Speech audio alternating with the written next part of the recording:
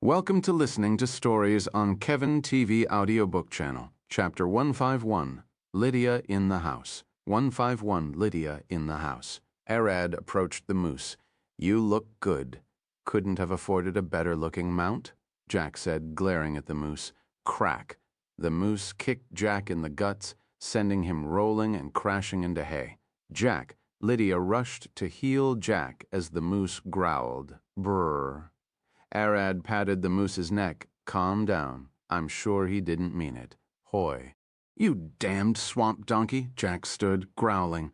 "Why did you kick me?" The moose looked away, seeming to smile. "Stop it, both of you," Arad sighed.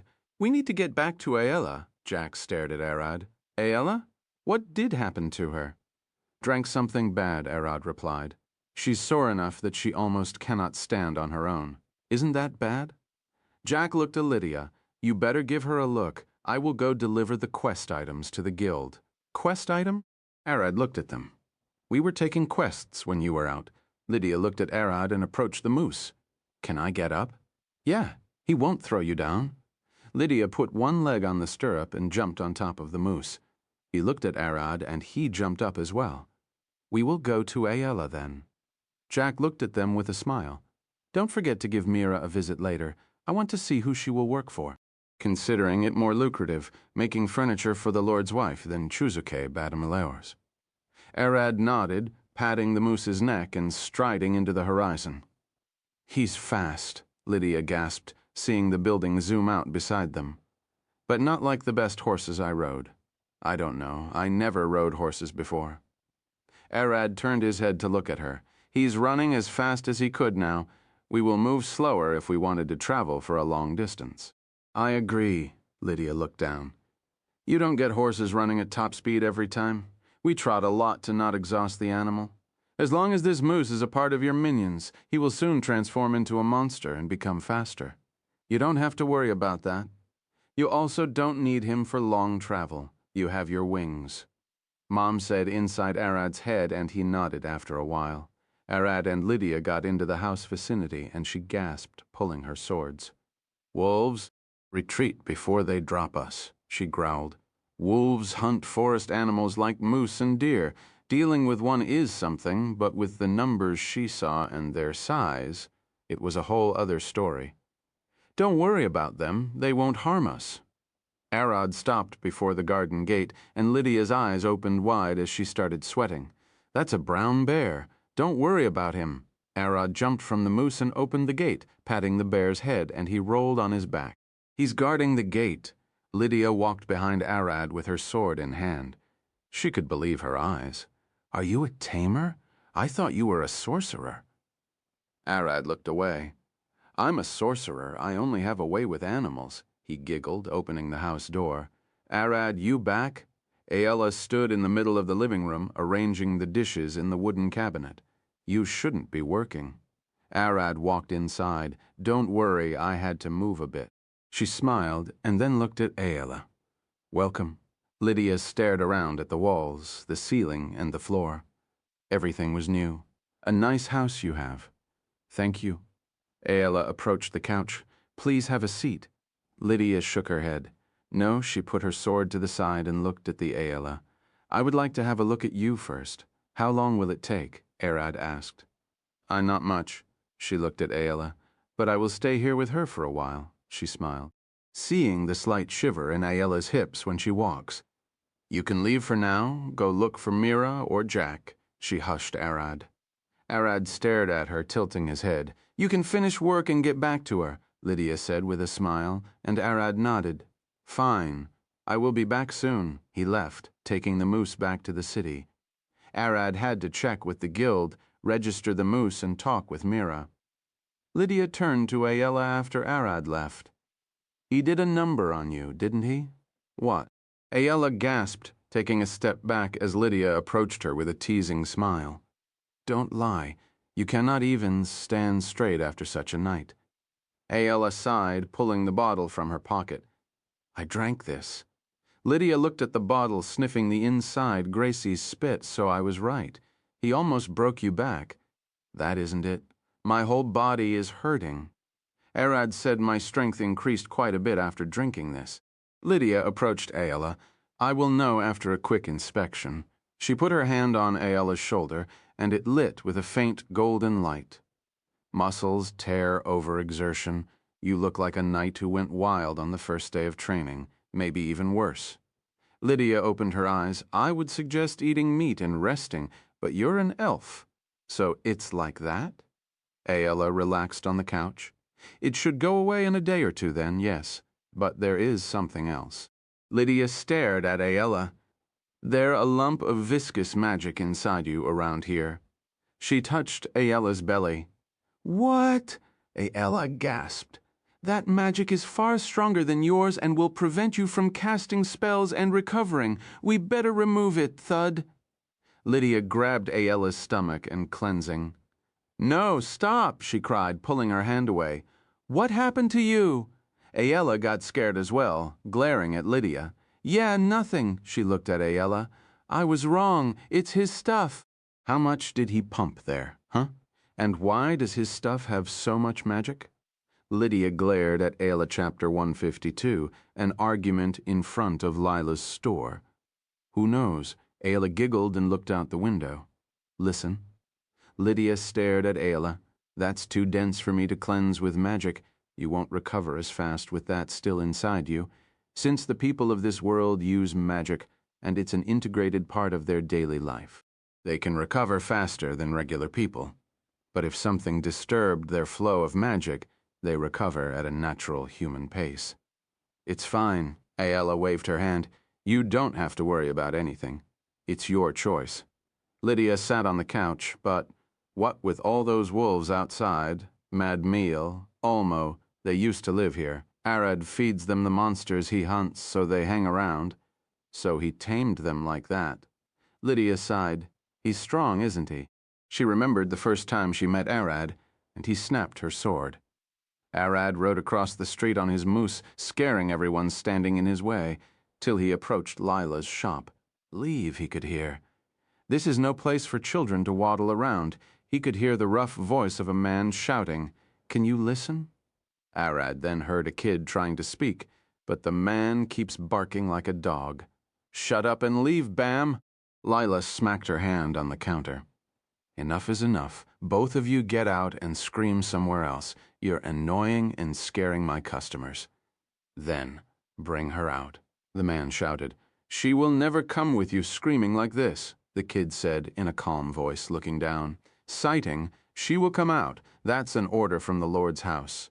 The man shouted. Lila growled, crack. The man turned his head upon hearing a strange sound, only to come face to face with a moose snout.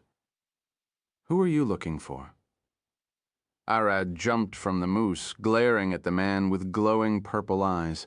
The man glared at Arad for a few seconds before gasping. Dragon Slayer, Arad. The kid stared at Arad for a moment, taking a step back. The Lord has been waiting for you for a week. Where have you been? The man growled. I asked, who are you looking for here? Arad glared at the man, the veins on his neck popping. That's none of you. Crack! Arad grabbed the man by the face, lifting him. I already know you're here for Mira, aren't you? Ahem! The man growled, his screams muffled. He pulled the sword from his waist and stabbed Arad in the chest. Thud! The man only managed to prick Arad's skin no more than a fingernail. Thud! Thud! Thud! He stabbed and stabbed, but to no avail. Arad wasn't budging. Lila asked you to leave, so get away. Arad threw the man away, growling. The man stood and pointed his sword at Arad. Do you know what you just did? Do you think being a dragon slayer allows you to do whatever you want? Will, what is it to you? Arad growled, his voice booming. Barrels, cups, stones, and stalls started shaking. Lila didn't want you here. What does her words mean to you? Everything started levitating as Arad's voice boomed. Nothing. I only care about the Lord's orders, the man growled. The Lord? How about I drag you with me to him now? Are you capable of taking the responsibility of turning me against your city? Arad walked toward the man. I bet it wasn't the Lord who sent you. Who was it? Arad smiled. Can your lord take more shame because of her? That clenched his teeth, turning around and leaving. You will regret this. You know it was the wife who sent him and not the lord? The kid looked at Arad with a passive face. I have a spectacular rogue, Arad smiled. The kid tilted his head. A rogue? Is he the one who was sneaking around at the lord's party? Tall white hair and sneaky walk? Arad froze. Jack, you idiot. A kid has noticed you. The kid smiled. Don't worry. I bet none other than me have noticed him. I have a decent sense. The kid bowed. Chuzuke Esmere at your service. The slapping kid. That's an unfortunate nickname. Chuzuke looked away with a wry smile. She wasted more than I could have remained silent for. Ahem. Lila stared at them. Mira won't be going with you. The kid stood looking at Lila with a straight face. That's her decision. I will make my pitch, and she's free to accept. Arad and Lila looked at each other. I need someone familiar with wood to identify the elder tree. I don't need her to harvest or do anything more than locate the specific tree and mark its location. Chuzuke said, pulling his sword and drawing a map on the dusty ground. We intend to make bows, staffs, and a couple of stakes. For that, we need the elder wood demon spider webbing and magic stones. Chuzuke drew a cave and tapped on it. I will be going with a couple of elite troops to this cave and harvest the magic stones and the spider webbing. He looked at Arad. In the meantime, I want someone reliable to get into the forest and locate the tree so we can grab the wood. And that person is Mira, since she's an expert in wood. Arad looked at Chuzuke. The forest is dangerous. Do you expect her to go alone? She's free to hire anyone, and I will pay the expenses, Chuzuke replied. You will pay. Arad looked at Chuzuke with a smile. It will be me, albeit the money isn't mine. It belongs to my father, he replied with a straight face. Can you go act like this? Are you acting on his behalf? Lila stared at Chuzuke. Father's body has been getting worse in the past year. My older sisters are all married, so if I want the family to remain under the Esmere name, I must step up. Chuzuke sheathed his sword. So that's why you were at the party? Lila looked at Chuzuke. At such young age, Arad wanted to say something but stopped. He's the last one with the right to complain. Chuzuke Esmere is older than him by a lot. This is my pitch. Chuzuke looked at Lila. If she accepts, tell her to speak to the guild. I already informed them to give her any party she asks for. You won't even have to deal with me. He turned around and left Chapter 153, A Shady Deal. 153, A Shady Deal. Arad sighed after Chuzuke left, and Lila looked at him. Sorry for getting you involved. No, you don't have to worry. Arad waved his hand. It was then that Lila realized the blood dots on his chest, remembering how the man stabbed him with the sword. Are you okay? She rushed to check on him. Yeah, I'm fine. Arad scratched his head. The wounds on his chest already stopped bleeding. They are mere scratches. Lila sighed. I can't believe my eyes. A normal man would have been dead, punctured like a honeycomb. I'm a bit tough. Arad smiled. Is Mira inside? I'm here, Mira replied as she walked out of the shop. Sorry, I was listening to the enter time. Arad and Lila looked at her. Is that a problem? Arad pulled a chair from inside the shop and sat. You're free to work with whomever you want. Or with no one. Let them find the elder wood alone. Lila shook her shoulders. That isn't an option. We can expect protection from whoever we choose while the other will want to cause trouble. We can't anger both. Yeah, it's not like I have a place to hide. Mira giggled. My house is open, Arad said. Lila burst laughing. Is that a pickup line? She looked at Arad. But we can't cause you trouble. Mom is right. I can't be a burden on you, Mira said with a sad face. Draconic arrogance, don't let it take over. You're strong and should be able to wipe a dozen soldiers with ease, but be careful, plan ahead, and don't let anyone get the jump on you. A successful dragon will fight mice with 100 plans in mind. Arad took a breath, looking at Mira and Lila. his mind racing with plans. Plan 01. We choose a side and go with it. Let's hope their protection is enough. Plan 02. If the protection failed, I will raid the attackers at night and kidnap their wives to use as hostages. Plan 03. If kidnapping is not an option, I will kill everyone or burn down everything. Plan 04. I could flaunt that the other side hired me. Plan 05. How about Alcott? Plan 06. Getting Nina involved. Plan 85. I will eat everyone around to get stronger and then fight. Arad! Arad! Lila shook Arad, who remained still for a few minutes. Ah, he gasped. Did you call me? What happened to you? Mira asked, carrying a jug of water. Come inside. I will clean your wounds. Arad looked around. Sorry, I zoned out thinking. He stood. I will head to the guild now. He touched his chest, all the wounds already closed up. His vampire regeneration kicked in as he was out. Mira looked around. Wait, I will go with you. She put the jug down. I will go with you. Why? Arad looked at her. Working with the guild as an intermediary isn't a bad idea, Mira said, looking at Arad with shaking eyes.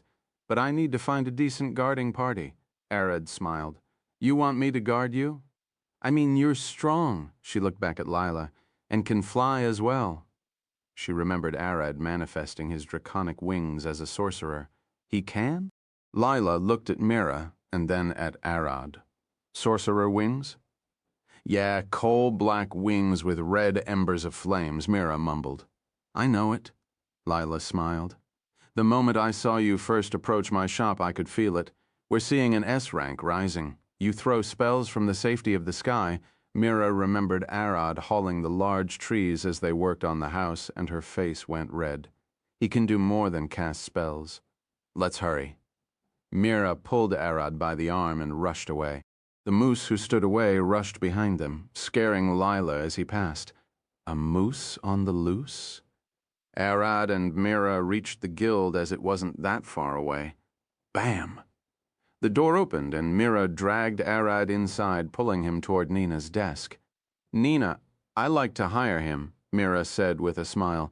Sorry, but Arad is already booked. She pointed back and Abel waved his hand. Yo, big guy, did you forget me? Isn't that Abel? Mira looked at Nina. What does he need of Arad? A Cubus invading his establishment, and he needs someone to sniff it out. Nina replied. Arad has a sharp magic sense, so he will act as a waiter and a host. Arad blinked. Abel, do you know about the slapping incident? He asked without hesitation. Stepmom? Yeah, I know about her. Abel growled.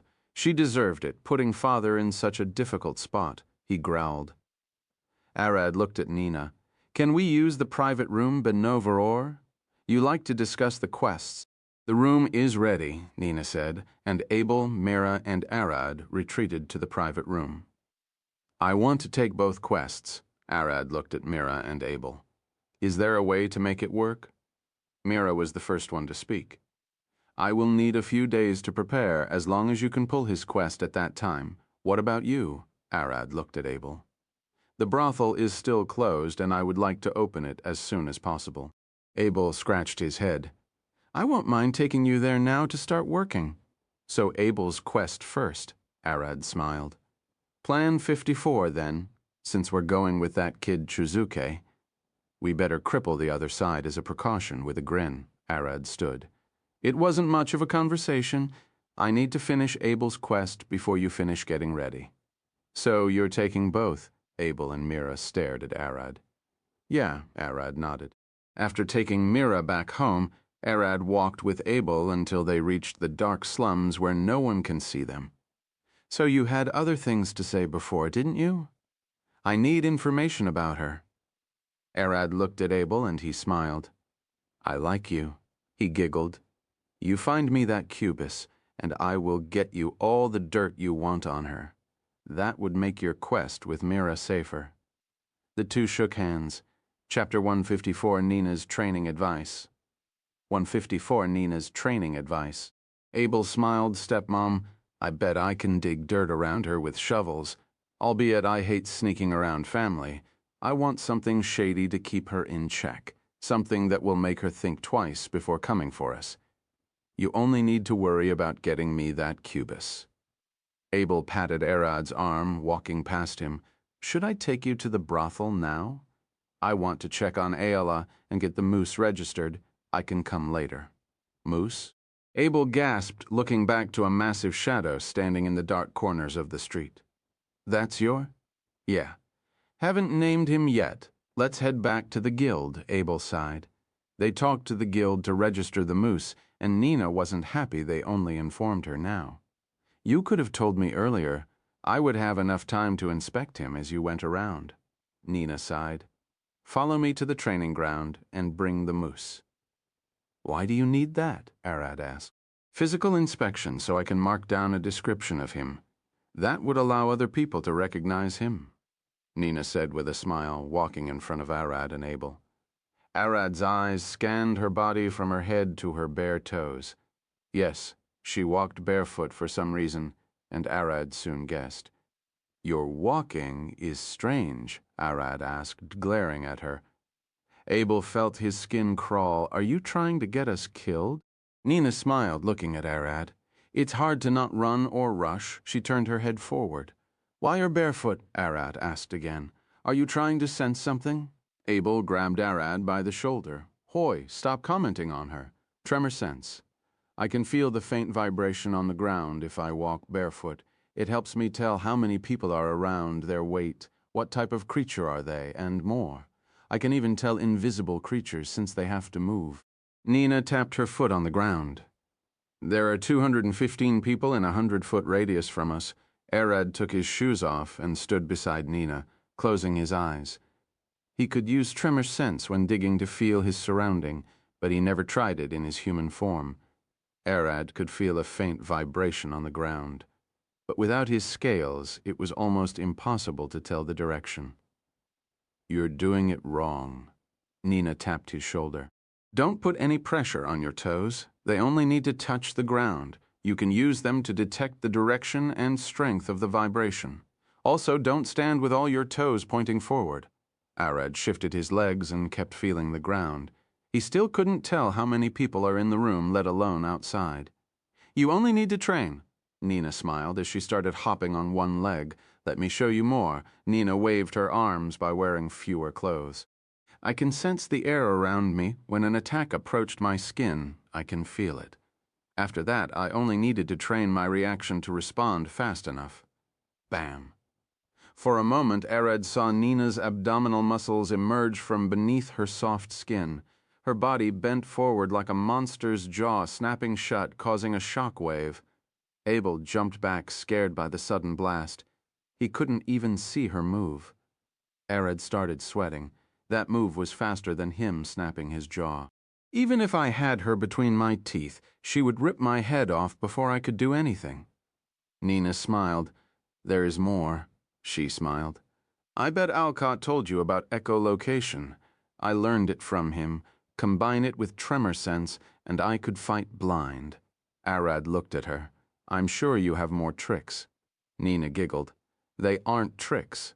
I only honed what a human body can do with its natural abilities. That is what barbarians are. We don't rely on spells or magic, nor armor or weapons, albeit I have an axe." Arad stared at Nina. He pulled his fist back, tensing his muscles to strike tap. Arad stopped, his fist still pulled back. Nina held it in place with her foot as she stood in a kick stance. He couldn't even see her more. "You lack training," she smiled. What crack from her stand. Nina swung her body, smacking Arad with her leg in the neck, sending him rolling to the training ground. Arad opened his eyes. The shock from her hit knocked him out for a second, and he stood gasping. "Listen." Nina walked out the door with Abel skulking back with a pale face. "Try to move from a relaxed position. There is no need for stances or telegraphing. They only waste time." Nina stood relaxed with her arms at her hips. Clap. Her fist snapped into a punch, causing a small shockwave. "Teach your muscles to snap. Otherwise, you're telling your opponent what you're going to do." Clap. Her body snapped forward like a mousetrap, extending a kick from no stance at all, even when I'm walking. She started walking and sending sudden punches and kicks, sitting, greeting someone, or jumping. It didn't matter what mundane action she was doing. She could always snap a punch before Arad could notice any change on her face.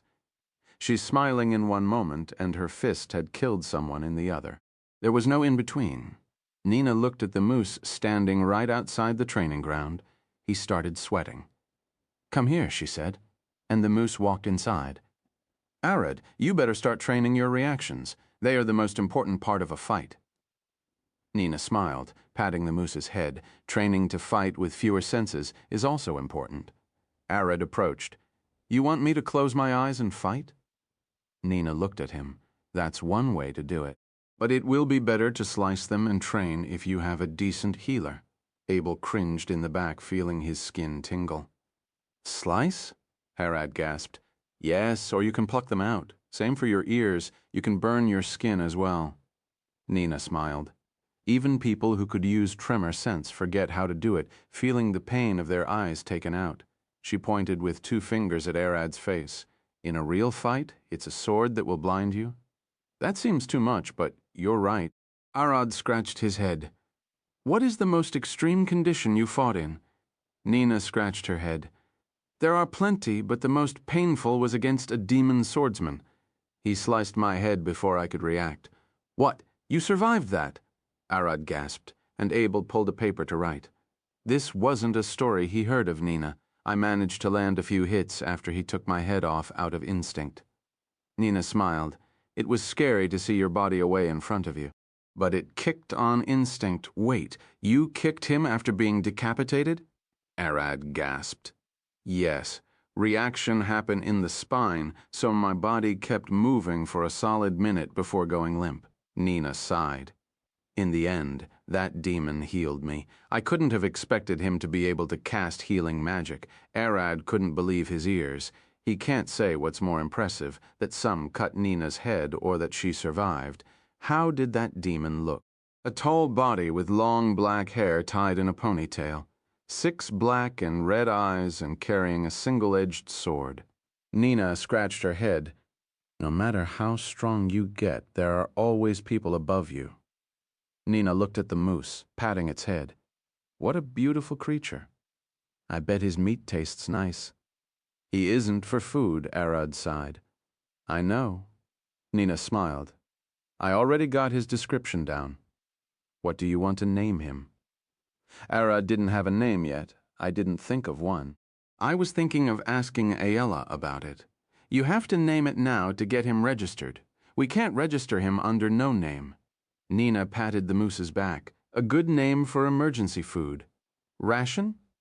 She looked at the moose and he started shaking. "Badenov, lore, please stop joking." Arad looked at the moose. "You're scaring him." Nina giggled, jumping on the moose. "Start moving." She patted his neck and he started walking. "I will call him Elliot if I wanted a mundane name, or McGonagall if I wanted something from history." Nina looked at Arad. "A mundane name would be best," Arad replied. "The mother of all life, Gracie's right foot, Melissa, had a moose in the past. Naming it after her moose might drive her to please her goddess for a blessing for him." Nina jumped from the moose. "What?" Arad couldn't keep up with her. "Gracie, a goddess, she's also called the mother of all life. She has 4 archons serving her, each one referred to by a lib chi, the right hand. Amanda, the left hand, Melissa, the right foot, and Meliliana, the left foot." Nina looked at Arad. Melissa had a moose in the past. Naming this one after him might convince her to ask the goddess Gracie for a blessing for him. Chapter 155. Working for the Elephant Trunk. 155. Working for the Elephant Trunk. McGonagall. Arad looked at Nina and then at the moose. "Let's go with Mc." Nina smiled. "I will register him as McGonagall." "Call him as you want." She patted McGonagall. "I will call you Gone." She turned to leave. "Wait," Arad called her. "Where is the blessing?" Nina turned. "What? You said Melissa might bless him?" Yes, I said might. When and how is up to her, if she decided to bless him at all, Nina replied, looking at the moose. Isn't that right, Gon? The moose looked away, sweating. Arad jumped on the moose. I want to go check on Aela. I will be leaving if you don't need me. I will take care of the rest. You can go. Nina smiled. Arad picked Abel on his way out and left. Nina stood in the middle of the training ground, staring at her feet. When I blocked his fist with my foot, the power seemed strange. When someone punches by extending their fist back, the force of the punch gets tilted inward a little bit. Arad's punch was going straight, as if he had muscles to correct his form. She could feel her arms tingle. The weight of his steps when was about to punch. For a moment I mistaken him for a large monster. He's keeping something hidden. Flap, flap, flap. A small bird landed on Nina's shoulder. She looked at the small creature. Did I zone out? She looked around, and the ground beneath her feet has shattered. Adventurers are standing around the training ground, worried. Nina. Amber rushed toward Nina. What is happening? Nina looked down. How long have I stood here? A few seconds. Did something annoy you that you kicked the ground? Amber asked with a sweaty face. Nina got back to her senses. Nothing. Let's head back to work, Nina replied. This feeling is excitement. Arad will grow strong. Arad reached his house, Abel with him. They stopped outside the fence, and Abel looked around. You have a lot of pets? Arad's eyes opened wide. I thought you would be more worried. At the least, wolves would have already attacked us, and those apes on their trees are ignoring us. You have them here guarding. I can feel that, Abel replied. The two dismounted from Mech's back and headed toward the house. Arad patted the bear guarding the door, and Abel did the same, taking his time, as this might be the only time he can pat such a creature. What are you doing? Come in, Arad, called Abel, who patted the bear with a wide smile. Abel snapped to reality and rushed in. Aela and Lydia were waiting inside. How is Aela? Arad asked, and Lydia nodded. She will be fine in a few days. Arad nodded. Then rest. He smiled at Aela. I will take a quest with Jack in the meantime. After confirming Aela's condition, he asked to take Lydia and Abel back to the city. The moose nodded its head. Carrying 3 people was easy for him after stopping at the inn. Lydia, send Jack to the elephant trunk when he comes back, Arad said, and Lydia glared at him. Please tell me it's a quest. We have to catch a cubus. It's a quest. Abel replied, but I won't mind you working with them. Lydia shook her head. I don't have any mental resistance. I will only end up as a burden. Call me when you need healing or a tank. Abel nodded. Even though a woman would be a good bait, I swear nothing will happen to you. The moment he shows, we will jump at him. Lydia glared at Abel. If we're to convince him, I must work there for a while. No, thank you. Abel looked away. Did anyone call me? Jack looked down from the inn's window. He jumped down and landed in front of Arad. How are you? The two shook hands. Yeah, you and Jack are heading with me to the elephant trunk, Abel replied.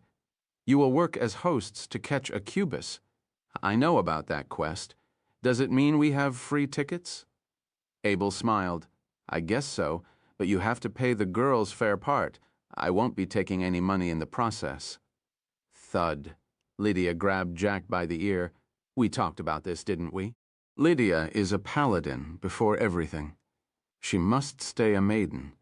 Due to that, she agreed to let Jack take a second wife for the children if he so chooses. But brothels were a different matter. Please excuse us for a moment. Lydia dragged Jack away. After a quarter hour, they returned, and Jack looked exhausted, his face turning pale. Let's get to work. No free tickets needed. Jack sighed. Arad and Jack started working right away. They headed to the brothel with Abel to perform a first inspection. Arad looked at the brothel from the outside, a large wood and stone building decorated with flowers and overgrowing veins. A faint light seeped through the closed windows. He could hear talking inside. Abel approached the large door and pulled a golden key from his pocket. Click. The door opened and they walked inside. Lord Abel, a bunch of girls rushed from the rooms. Did you find anyone who could take it down? They asked. Abel pointed behind him at Arad and Jack. Those two can sniff it out. A rogue and a sorcerer. The girls looked behind Abel, their eyes blinking. Wait, isn't that the Dragon Slayer? One of the girls gasped and the rest jumped. The other one is the night ghost, Jack. The girls ignored Abel and swarmed around Arad and Jack, confusing them. Arad looked at Jack. Night ghost? A rogue has many jobs at night. I got that title over the years. Jack sighed as Abel came in to move the girls away. Get away from the... They will work as hosts until we catch the Cubus. The girls moved back. If those two said anything, make sure to comply. Especially if that was getting away from a customer. As you say, the girls nodded as they spread to their rooms. Abel turned toward Arad and Jack. Arad, you take the counter and register the customer. Jack will be the host guiding them to the rooms. Please note that the girls here can't fight. If we're working here, what will you be doing? Jack looked at Abel, relaxing in the back. Abel shook his head. No, I will be doing my usual work of going around in case any girls wanted to call the session off. That will also help us know if the Cubus slipped through. Should I stop anyone with magic? Arad asked. Yes, even mages have no reason to use magic here. A Cubus will use magic to transform from a guy to a girl. Don't attack, but stop them till we make sure. Arad nodded and sat on the desk. Abel took a few minutes to show him how to work. He then went to show Jack all the rooms and what to listen for. If any girl called for help, he has to charge into the room and kick the customer out. If a couple is using that room, he shouldn't interfere unless they call for him or Abel by name. Each customer has to wash himself before leaving, and that is an obligatory procedure. Why do they have to wash? Jack asked. Some customers will try to take hair or anything from the girls for ritual curses. Those curses can make someone fall in love, become insane, and many more bad things. This bath cost me a lot, but it burned everything belonging to the people registered, Abel explained, tapping a wooden door, Bevno. Whom? So if you registered a girl in it, when a customer takes a shower with her hair in his possession, it will burn. Jack scratched his head. Yeah, the same goes for the changing room. Abel smiled. It cost me 3 platinum coins to build. That's a lot. Jack gasped. Jack looked around the wooden hallways decorated with paintings and white ceramic vases. Arad's job is easier. Abel smiled. He's our first line of defense. We're relying on his eyes catching the Cubus at the start. Of course, I will put him in the front. All the girls took their positions. Abel walked toward Arad with a smile and stood beside him. Everything is ready. I will open the brothel. Get ready for when the customers roll in, Arad sighed. You're opening after a week. No one will come right away. Abel smiled. Is that so? I suspect more will come today. Abel approached the door and pushed it open, setting the open sign outside. After a minute, an old man walked in. See, only one. Arad registered the man and sent him to the girl he asked for. Remember, you have to ask the girl first. Abel looked at Arad. I know her, and she has been taking this man for weeks. That's why I told you to accept him after that. A young man came in. Arad called the girl the man looked for, and she agreed. He registered him and sent him to her with Jack. Like this? Arad looked at Abel. Yes, besides the quest payment. I will be paying you for the job, so make sure to do well. Abel smiled. Arad and Jack weren't working for free, even if it was a part of the quest. After that, a man and a woman came in asking for a room. Arad registered and sent them to an empty room. Okay. For those you have to inform me and Jack to keep an eye on them. After a few minutes, 5 customers came, and then 10, and then 20. Arad gasped, seeing too many people rush inside. They have been pent up. They will rush at the moment they hear we opened up. Abel patted Arad's shoulder. Do your best. He then went to the back to do his job. Chapter 156. The Noise Before the Storm. Arad sat at the counter watching several people walk in. I never expected this much to rush. He looked around. The scene seemed strange. Most of the customers were couples seeking a private room or old men. He kept registering them till the brothel almost filled. Thud.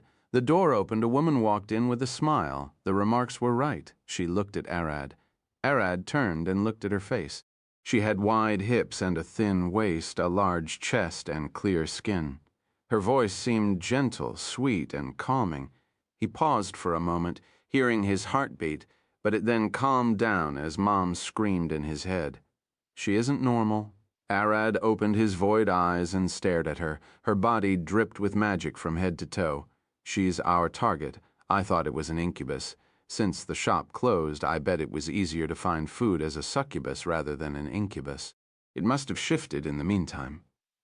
I heard Abel opened again, and that he has 2 striking men. I came to check out. The rumors seem to be true for one, at least. The woman smiled, bending forward with her hands around her back. Her short black hair trailed with the wind coming from the window. Arad glared at her. I should guide her to a place where I can smash her head in. Arad stood. Please follow me. He turned around and started walking. The woman followed him. Are you taking me to Abel? You're smart, or did he tell you to do this? I'm only doing my job. Please relax and follow me. I will take care of everything. Arad replied. The woman kept staring at Arad's wide back, large arms, and thick thighs. He stood like a steel wall, walking with heavy steps. After a few steps, they reached the end of the hallway. No one should come here. Why are we stopping? The woman asked, tilting her head. Swash. Arad twisted his torso, turning at a blinding speed as his fist raced toward the woman's face. Killing her as fast as possible is the safest way. A fight is bad since we're in the middle of the city. Crackle. A lightning bolt flashed from the other side of the hallway. Abel flashed toward the scene as fast he could. Arad, stop! With his palm, he tried to stop Arad's fist. Crack! Arad's fist shattered Abel's wrist, twisting his forearm. Arad pulled his fist, and Abel recoiled back. Don't hit her! She isn't the Cubus! What? Arad gasped, and the woman fell on her butt, gasping for air. Abel growled, glaring at her. What brought you here, sister? I heard your business stopped so I can check on you. The woman looked away, her hair shifting color to blonde and her face morphing a bit. Arad looked at them. She was using magic. Of course, the woman growled. You can't have the Lord's daughter wandering around this place. Jack came rushing, his dagger drawn. Is that her? She took you 2 down. He jumped over a counter, swinging his dagger. Stop! Abel managed to block the strike, and the 2 stared at each other. Is she mind-controlling you? Don't worry. Swash, clack. In a single swift move, Jack kicked Abel's ankles, dropping him on his face as he swung again at the woman. Clang. Abel caught Jack's dagger. Stop! She's his sister! It was then that Jack stopped attacking. Is that so? He looked around. What is she doing around here? I came to check on my brother, that's all, the woman sighed, healing Abel's arm. You seem to be waiting for something. She looked around. Yeah, a Cubus, Arad replied, and Abel waved his head. Don't tell her, he screamed inside his head. A Cubus? Abel's sister stood. A succubus? No, we were waiting for an incubus, but since you came covered in magic, we thought it shifted into a succubus, Arad replied, looking at Abel. We can't hide it now. Abel's sister stood. In that case, why didn't he tell me? She glared at Abel. Listen, Sarah, head back home. This place isn't safe. Abel stood. No, I'm not going anywhere. I can act as bait if you wanted to catch an incubus, Sarah smiled. No, that's too dangerous, Abel growled. Arad shifted his head. You wanted Ayala to take a job you think is dangerous? There is a difference between a woman who fought a dragon and a woman who screams seeing a cockroach. She won't resist an incubus's seduction. Abel glared at Arad. We need someone strong and with an iron will. Cling, cling, the doorbell rang. A customer? I will head back to the counter. Arad rushed to see who came while Abel, Sarah, and Jack looked at each other. You're going back home, Abel growled. Jack looked at Abel. It's already late outside. She's lucky she made it here unharmed. Don't risk sending her out alone. Abel scratched his head. Jack is right. Fine, you stay here, but don't show your face to any customer. Go sleep in my room. I will send you home tomorrow. Abel turned to head back. ABL, a woman screamed from the other side of the hallway. Thud, Abel rushed toward the room and kicked the door open. Take him away. Abel rushed inside, grabbing the man by the hair and dragging him out. Jack, throw him in the bath and send him out. Abel looked at the woman who curls into a ball holding her butt. Are you okay? Did he try anything weird? Did he act strange? Abel asked, suspecting the man might have been the incubus, but he was weak. No, he tried going in my back end even though I refused. Thanks for the help. The woman stood with a smile. Abel patted the woman's head. Go wash and come see me if it still hurt. I will heal you right away. He helped the woman stand. Thanks. It would have been bad if he kept going. She smiled. Don't worry. I will scream right away if someone acted strange. Abel walked out, seeing Jack walk out of the bath. I threw him in. He should be out in a second. Is she okay? Move her luck. Thank God it was only someone trying to go overboard. Abel sighed, sitting on a chair. Is every day like this? Jack asked. Yes, but I'm too stressed thinking every small problem could be that cubus. Abel closed his eyes. We already lost one girl to him. Brother, did something happen? Sarah came in. Nothing. I told you to go to sleep. Abel pointed toward his room after a few seconds. The man walked out of the bath growling. Arad banned that old fart. If he came again, feel free to kick him out, Abel called, and the man started at him. You're banning me? I don't care. If the girl said no, it mean no. Abel waved his hand to Arad. Arad grabbed the man by his shirt and dragged him out, throwing him to the street. Heard the boss, off you go. Arad closed the door. Abel, were you sure about that? He didn't pay us. Arad looked at Abel with a confused face. Abel looked at Jack. He didn't. Jack smiled as he pulled a small pouch. He paid his price with damages as well. I didn't expect you can convince him to pay in such a short time. Don't mind the details. Jack smiled, throwing the money to Arad so he can put it on the counter. I will put this as a bonus in your payment. Make sure to catch everyone like this. Everyone went back to their work. Time flew, and it became midnight. Arad sat on his counter, yawning from boredom. No one had come in the last hour. Do you think he will come tonight? Arad sighed. No, Jack shook his head. He might show up tomorrow or the day after. You're right. Which criminal would come to his crime scene? Arad sighed. Jack looked away. That might be, he giggled. Coming back make you less suspicious. If it's coming from you, it must be true. Arad looked at the ceiling.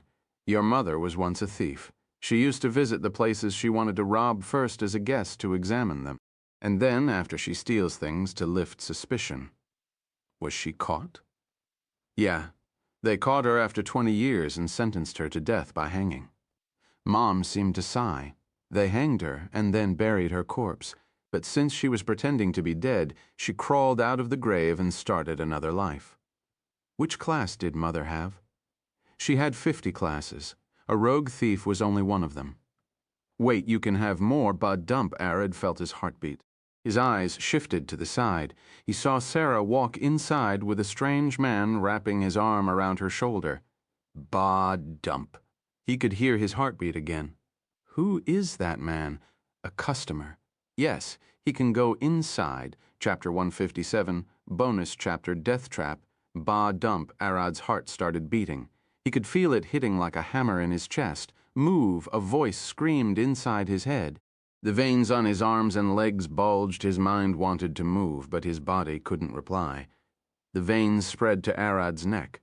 Roe career! He screamed, his voice shaking the whole building till the windows cracked. The incubus glared back, terrified at the sudden roar. Crackle! A lightning bolt flashed across the hallway. Abel's appeared beside the incubus, swinging his sword at his neck. Arad, I'm thankful! The incubus smiled. He ducked down and left Sarah standing. Abel's sword headed toward her neck. Swash, Abel used 2 swords. He shifted the direction of the first one and sent the second after the ducking incubus. Crackle. Clap. With a thunderclap. The hallway flashed thud. Abel landed on the end of the hallway with his sister in hand. The incubus landed on the other. A blood droplet dripped across his neck. He wiped it with his thumb, licking it. "You're a fast one. How come you can move? Sarah, Sarah." Abel slapped Sarah to wake her up, but she was unresponsive. "Wake up, Biddenleuren. So won't wake up. I knocked her out with magic." The incubus stood, claws extending from his fingers. "Arad, focus on your breathing and heartbeat. You're locked in a dream state. You must wake up." Abel shouted. Arad was able to scream even with the magic. He must be able to fight, even if it has a weaker effect on males. "I never heard of a human moving like you." The incubus giggled. "That man surprised me enough by screaming, but you're on another level." Abel glared at the incubus and then at his sister. "Sorry, but you must wake up."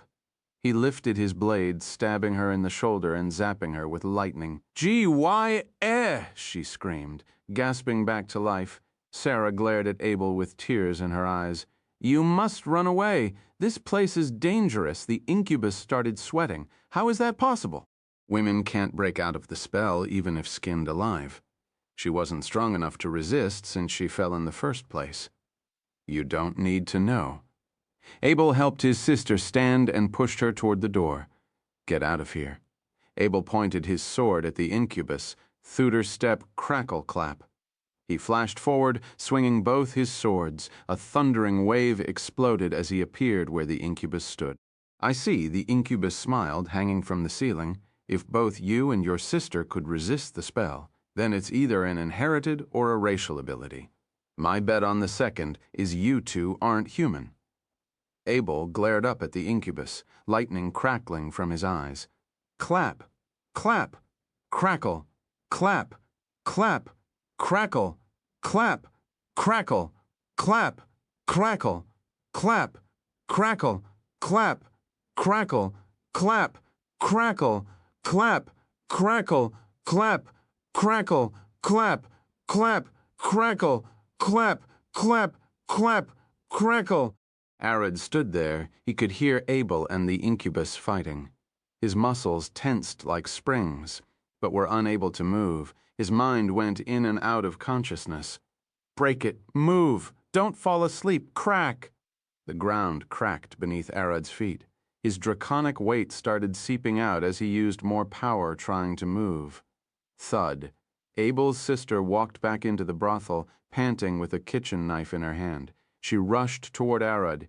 "You can fight, right?" She swung the knife at Arad's shoulder. Clap, crackle. Abel and the incubus clashed in the hallway, shattering everything they came into contact with. Abel moved with lightning, and the incubus deflected him with his claws left and right. "You're an interesting one. I will capture you alive and suck you dry when I can change. Sorry, I don't intend on becoming your food." Abel took a deep breath, standing with his swords above his shoulders. Chain lightning step, Abel flashed toward the incubus as he did before, swinging his blade. "Idiot! It won't work." The incubus dodged. Abel's body didn't stop moving, and the lightning never faded. He chased after the incubus immediately. The incubus gasped. "He's chasing me?" He kept dodging, but Abel never stopped. Clap. Abel finally caught the incubus, slicing his left ear as he missed the head. "Slippery bastard," Abel growled. The incubus panted, 6 strikes, chain lightning, bam. His ear regenerated. Crack. The floor beneath the incubus cracked as something heavy landed. He only saw a fist of flames rushing at his face. "Heh! Clang!" He swung his claws up, deflecting the strike and jumping back. Before the incubus could land on his feet, a fiery foot smashed into his face. Bam! Bam! Crack! He rolled across the hallway and smacked into the wall. "You bitch!" the incubus growled. Seeing Arad standing there with Sarah piggyback on his back. "Get knocked." The incubus glared at Arad. His eyes flashed with a pink light. Arad's body seemed to go limp for a moment, but Sarah immediately stabbed him in the shoulder, waking him up. Crack! Arad balanced himself by stomping the ground. Bam! Flame burst from beneath Arad's feet, exploding in a blast that propels him forward. Gah! Sarah tightened her grip so she won't fall. She felt her consciousness slip from her head as Arod accelerated. Gravity magic kept her in place. Flap! The incubus tried to escape from the window. Clap! Abel cut his way, swinging his sword. Bam! Arod attacked from the other side with a kick. The incubus smiled, sweat dripping from his face. Two monsters! He glared at Arod, knocking him again. Thud! He then ducked below him and flew away. Sarah wasn't quick enough to stab Arod and wake him. Abel's hit missed as he didn't want to him, his sister or Arod that she's riding. The incubus flapped his wings. It isn't worth it, he needs to run away. Cling, as he flew, his wings hit a silver thread on the hallway ceiling. It wounded his left wing and he couldn't flap it. What is this? The incubus growled, falling to the ground. Kaboom! A burst of flame exploded from the ground, sending a metal rod across the incubus's right leg. Gerard! He cried in agony. Who put those things here? The incubus looked to the side, opening the door. Bam! Bam! Bam! 3 crossbows fired at him. He rolled away panting. Arod smiled as Sarah woke him up. Jack is helping, he giggled. He's unconscious. The incubus's magic knocked him out. Abel stared at Arod. I bet he laid those traps as he worked. They only activate on an order and will hit you a combo. Jack's traps aren't normal. He strings them together so you can't activate trap 2 before one. And the moment you fall into trap 1, it pushes you to fall into trap 2, and that sends you to 3. The incubus glared toward the unconscious Jack in the staff room. That asleep man has turned the whole brothel into a death trap. Chapter 158, Combined Attacks. 158, Combined Attacks. This bastard. The incubus growled. He wanted to leap at Jack's unconscious body and rip his throat apart. He couldn't do that. He needed to run away. Locating the traps takes priority. The incubus looked at the ceiling and walls, searching for wires and scratches. How did this man build this in a short time? He was both amazed and scared by the sheer amount of Jack laid across the brothel. In that instant that the incubus focused on the traps. A drop of blood fell from Jack's nose as the veins on his neck and arms bulged. His eyes opened bloodshot and he stood like a ghost. Thud. The incubus felt a sharp pain in his back. He turned around to find Jack had stabbed him and is holding on to his wings. Ha ha! Jack laughed like a madman. Damn, I should have replaced it. The incubus noticed that one of Jack's teeth is bleeding. A poisoned tooth? No. You have something to wake you up in case you got knocked. Yeah, Jack pulled the knife from the incubus's back and stabbed him again. It took a solid minute, it seems. I should have woken immediately. Kadon. Arod flashed toward the incubus with Abel. Crackle. The incubus wrapped his tail around Jack's neck and pulled him away. Bam! Bam! In a single duck. He dodged Arod and Abel. In a single day, 4 people resisted my magic. How annoying, Jack. Are okay, Abel shouted, seeing Jack bleeding. How are you awake? Shock poison.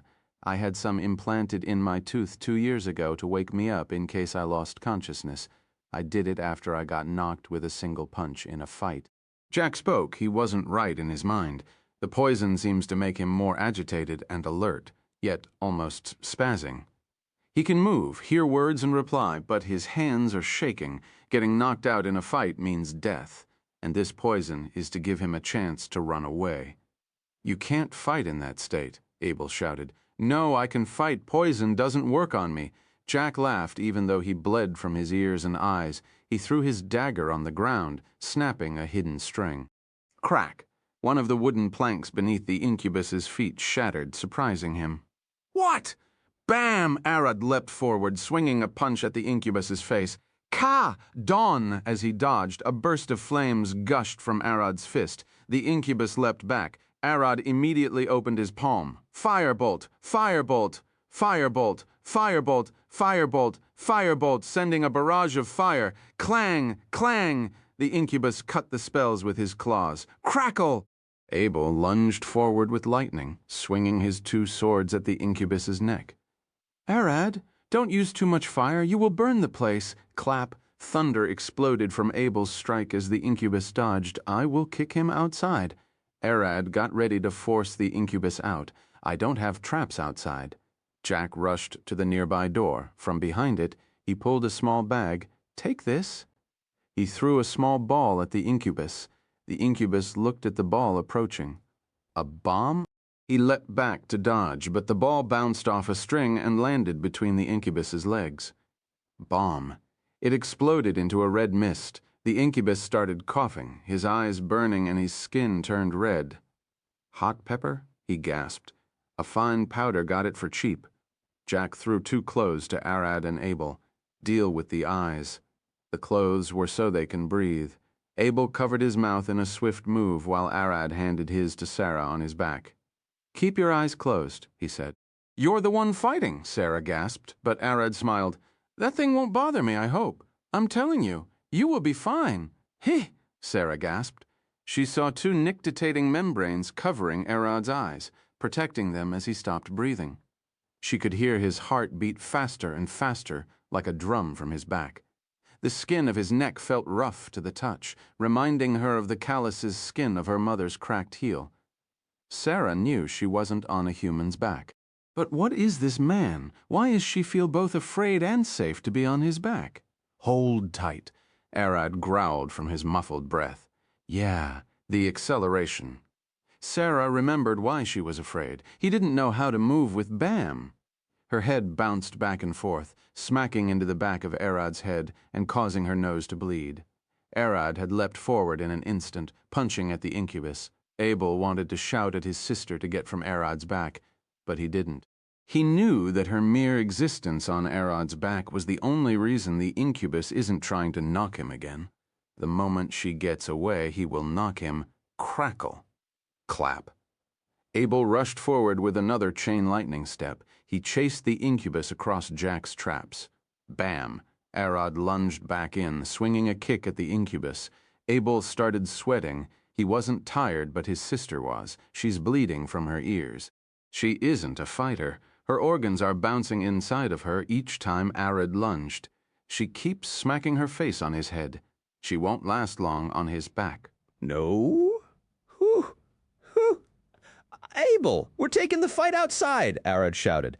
"I can fight alone there." "The bastard is regenerating. We can't damage him fast enough here anyway," Jack shouted, throwing a knife at the incubus. Abel nodded. Thunderstep with a well-placed chest stab from Abel and a dagger from Jack. Arad managed to kick the incubus out of the window. As the incubus's body broke the window and flew outside, he hit a few strings. Boom! The ground beneath him exploded with flames, setting him ablaze. The incubus flapped his wings. Escaping would be easy now. He only need to take to the sky chapter 159, Roar Respond. 159 Roar Respond, the incubus started at the crescent moon in the sky, his body burning. Coming today was a mistake. I should have waited longer. The flame eating his body faded, and his wounds started healing with a sizzle. Flap. He flapped his wings, taking to the sky. Clang. A small, hard object hit his head. He looked down. It's a crossbow bolt. The incubus looked in the direction the bolt came from. He saw a half-armored guard aiming a crossbow at him, sweating. A monster. Shoot! The guard screamed his lungs out. Clack, clack, clack. Guards emerged on top of the building from the corridors and streets. All aimed their crossbows at the incubus. "Don't let him escape. Fire in the 3 batches." One of them shouted. "Clang! Clang! Clang!" The guards started shooting. The first team fired while the other 2 are reloading, and so they kept a steady stream. The bolts are too weak to cut the incubus's skin, but they are good enough to gouge his eyes in. They hit them. He covered his face with one of his wings and ran across the street. Crackle, Kadon. Arad and Abel reached the incubus. Abel swung his lightning-engulfed sword at the incubus's neck, and Arad threw a kick at the back. Blink, the incubus's body shifted, disappeared from his position, and appeared 1 meter forward. The attacks didn't hit him as he kept running. The incubus started at the guard who first shot him. He stood in the middle of the street, lifting a small shield with a sword in his hand, ready to fight. He glared at the man. The soldier's eyes rolled back as his body went limp. The incubus swings his claw, beheading him in a single swing. The incubus might have seemed weak when fighting Abel and Arad, but those two are monsters on their own. Normal humans won't stand a chance against such a monster, unless crack. The steel boot cracked the ground. Her golden, glowing eyes glared at the incubus from the side as she swung her longsword. Holy smite clap. The incubus lifted his hands, blocking the strike from Lydia. Clang, bam. She immediately shifted her weight, stepping behind the incubus. Holy smite Lydia's hint threw the incubus off balance, sending him like a rag doll. She glared at her shaking wrists. He's as hard as stones. The sword might break. She held a steel sword, and it wasn't going to hold for long, hitting the incubus. The incubus felt the divine magic burning his flesh, slowing his regeneration. A paladin? He ground his teeth and then giggled. But a woman, how unlucky. Kill them! The incubus growled, glaring at Lydia with his eyes glowing pink. No, you won't. Abel flashed forward, swinging at the incubus's eyes, trying to blind him. Crack! Bam! Lydia blocked Abel with her sword. Holy smite, she sent him rolling back. Abel! Arad called Abel. Lydia's hit wasn't strong enough to knock him out, but Abel couldn't move. Well, are you okay? It was then that Arad noticed that the white of Abel's left eye turned back, and the pupil glowed red. A small horn was peeking from his head as the holy magic burned his skin. Arad, focus on the incubus. Arad shifted his attention toward the incubus. That monster already controlled Lydia. Having women fight him is a bad thing. He can control them. For men, he seems to be only able to knock them out. Lydia pointed her sword at Arad and took a stance as the incubus ran away. Holy smite, bam! Lydia rushed forward, swinging her sword at Arad, and he dodged. Damn, should I teleport? Should I know her out with gravity? It took Arad a second to figure out how to deal with her. The incubus ran as fast as he could. It was time for him to get away. He expanded his wings and took to the sky. Pew! An arrow pierced his left wing, pinning it to the right one. What? He gasped, glaring at the distance, and seeing a figure standing at the city wall with a bow. Ella stood at the city wall, aiming her bow with McPanting at the wall. He carried her all the way here as fast as he could. The incubus fell on his face and stood immediately. I need to hide. He ran between the building and to the other large street thud. As the incubus was about to keep running, he heard a heavy step in front of him. His face turned pale. Alcott stood there in his casual clothes, his blade tied to his waist. He took a stance, grabbing the sword hilt. He's going to behead me. The incubus saw his life flashing, but Alcott stopped. His face turned pale. The incubus got confused. What's with him? Doesn't matter. He turned around to run, only to see a woman standing 10 meters behind him. The woman was tall, with 2 long braids and yellow eyes. Alcott's face didn't turn pale because he was sick or because of the incubus. He saw Nina standing with an angry smile. Vinov. Come, good, stop him. The incubus growled, sending his mind control at Nina. Crack. At that moment he felt a fist hit his lower jaw. An uppercut, bam. Nina punched the incubus into the sky. I need to get him out of the city to avoid collateral damage. As a barbarian, she always caused mayhem when fighting. Nina looked up, getting ready to jump and kick the incubus to the city skirts, hoping he survived the kick. Caught on. In a red flash, Arad flew with flame gushing from his feet, reaching the incubus.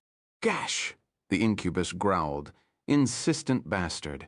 He glared at Arad, trying to knock him off. Sarah wasn't on his back. B.A.-bam. For a moment, the incubus found himself glaring at a titanic night sky-like dragon. It was all in his mind. But he knew it. Rejection. It usually happens when someone tries mind-controlling a stronger monster. The being consciousness rejects them.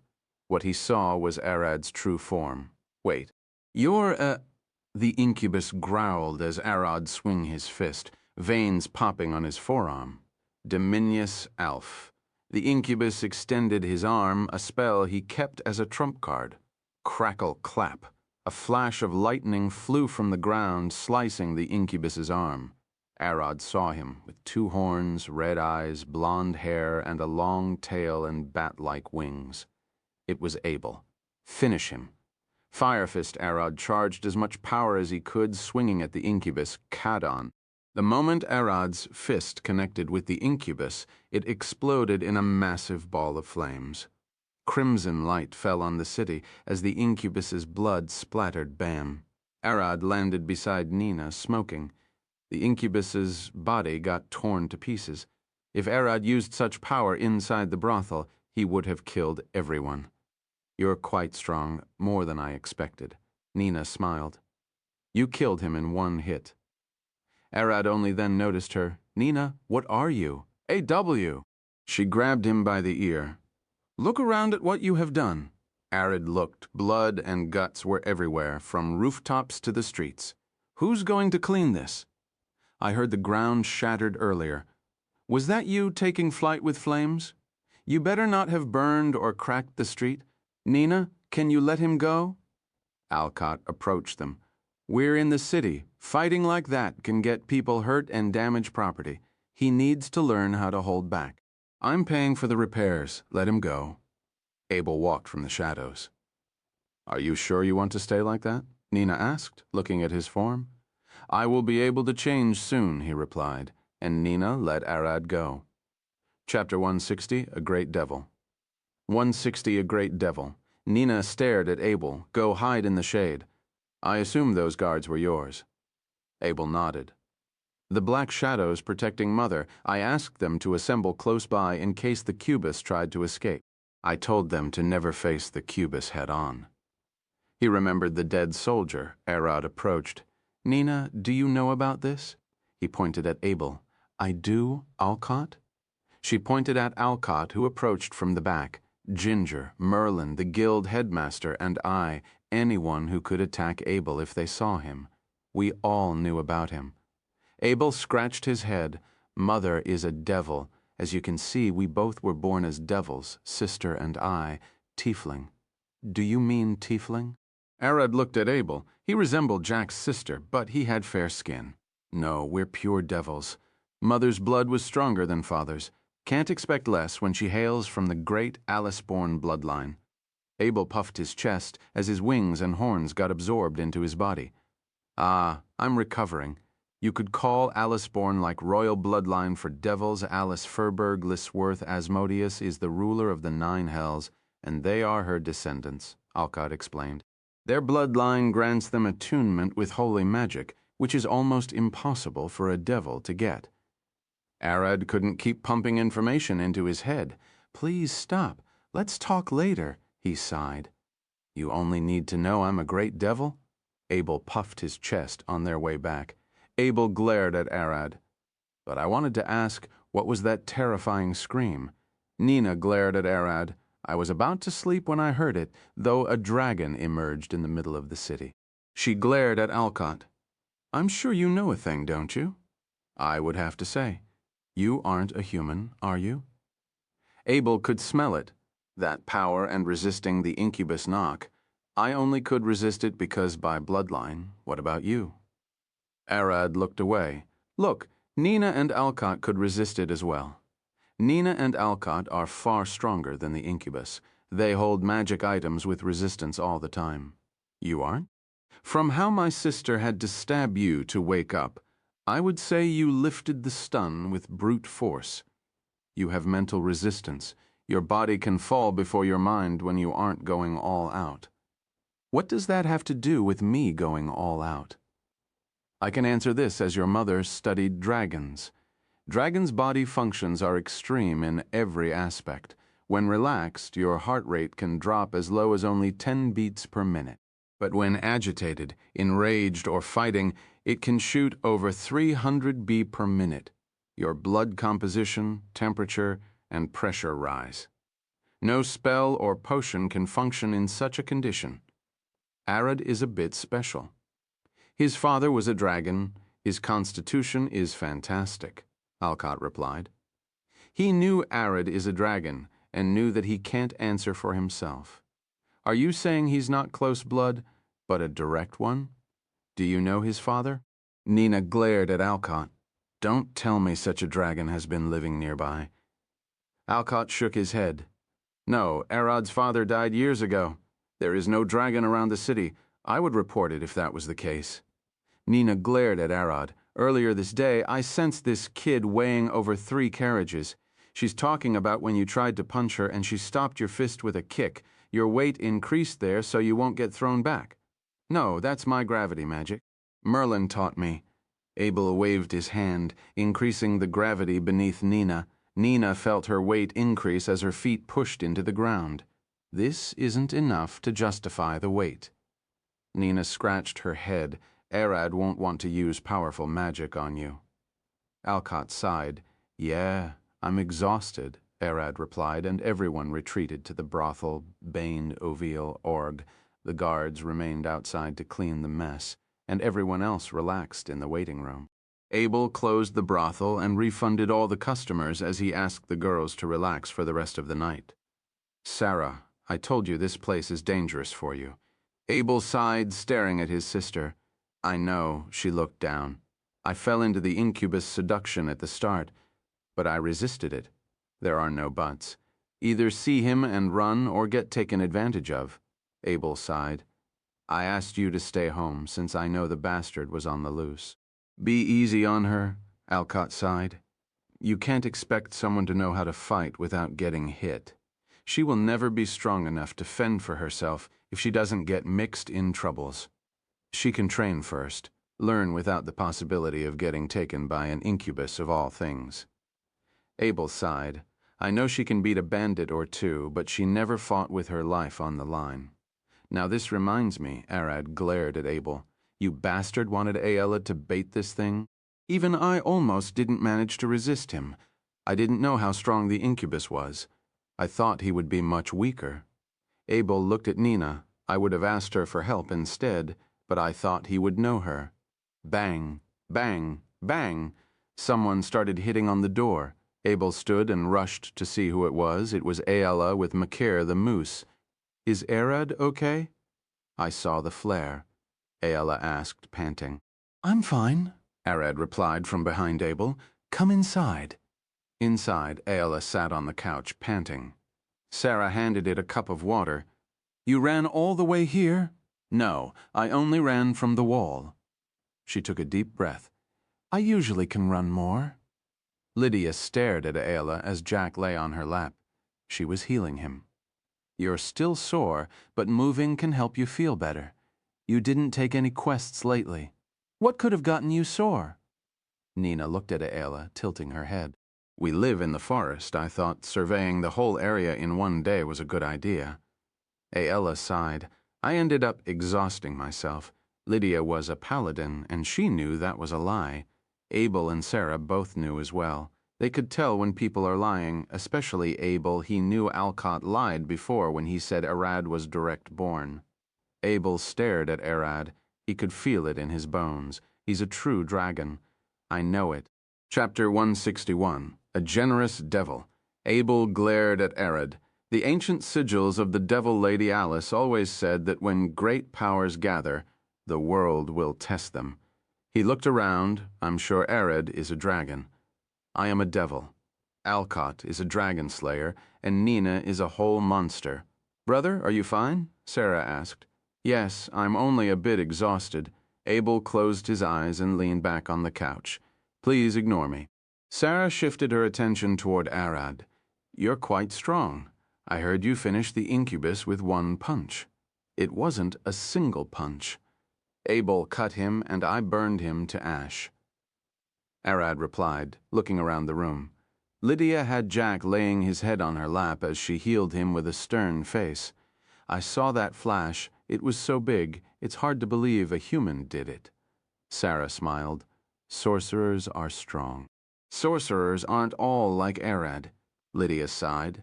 Look at him. You will mistake him for a fighter. Jack opened his eyes. Jack, are you okay? Lydia stared down at him. Jack's lips twitched as he wanted to sit up, but couldn't.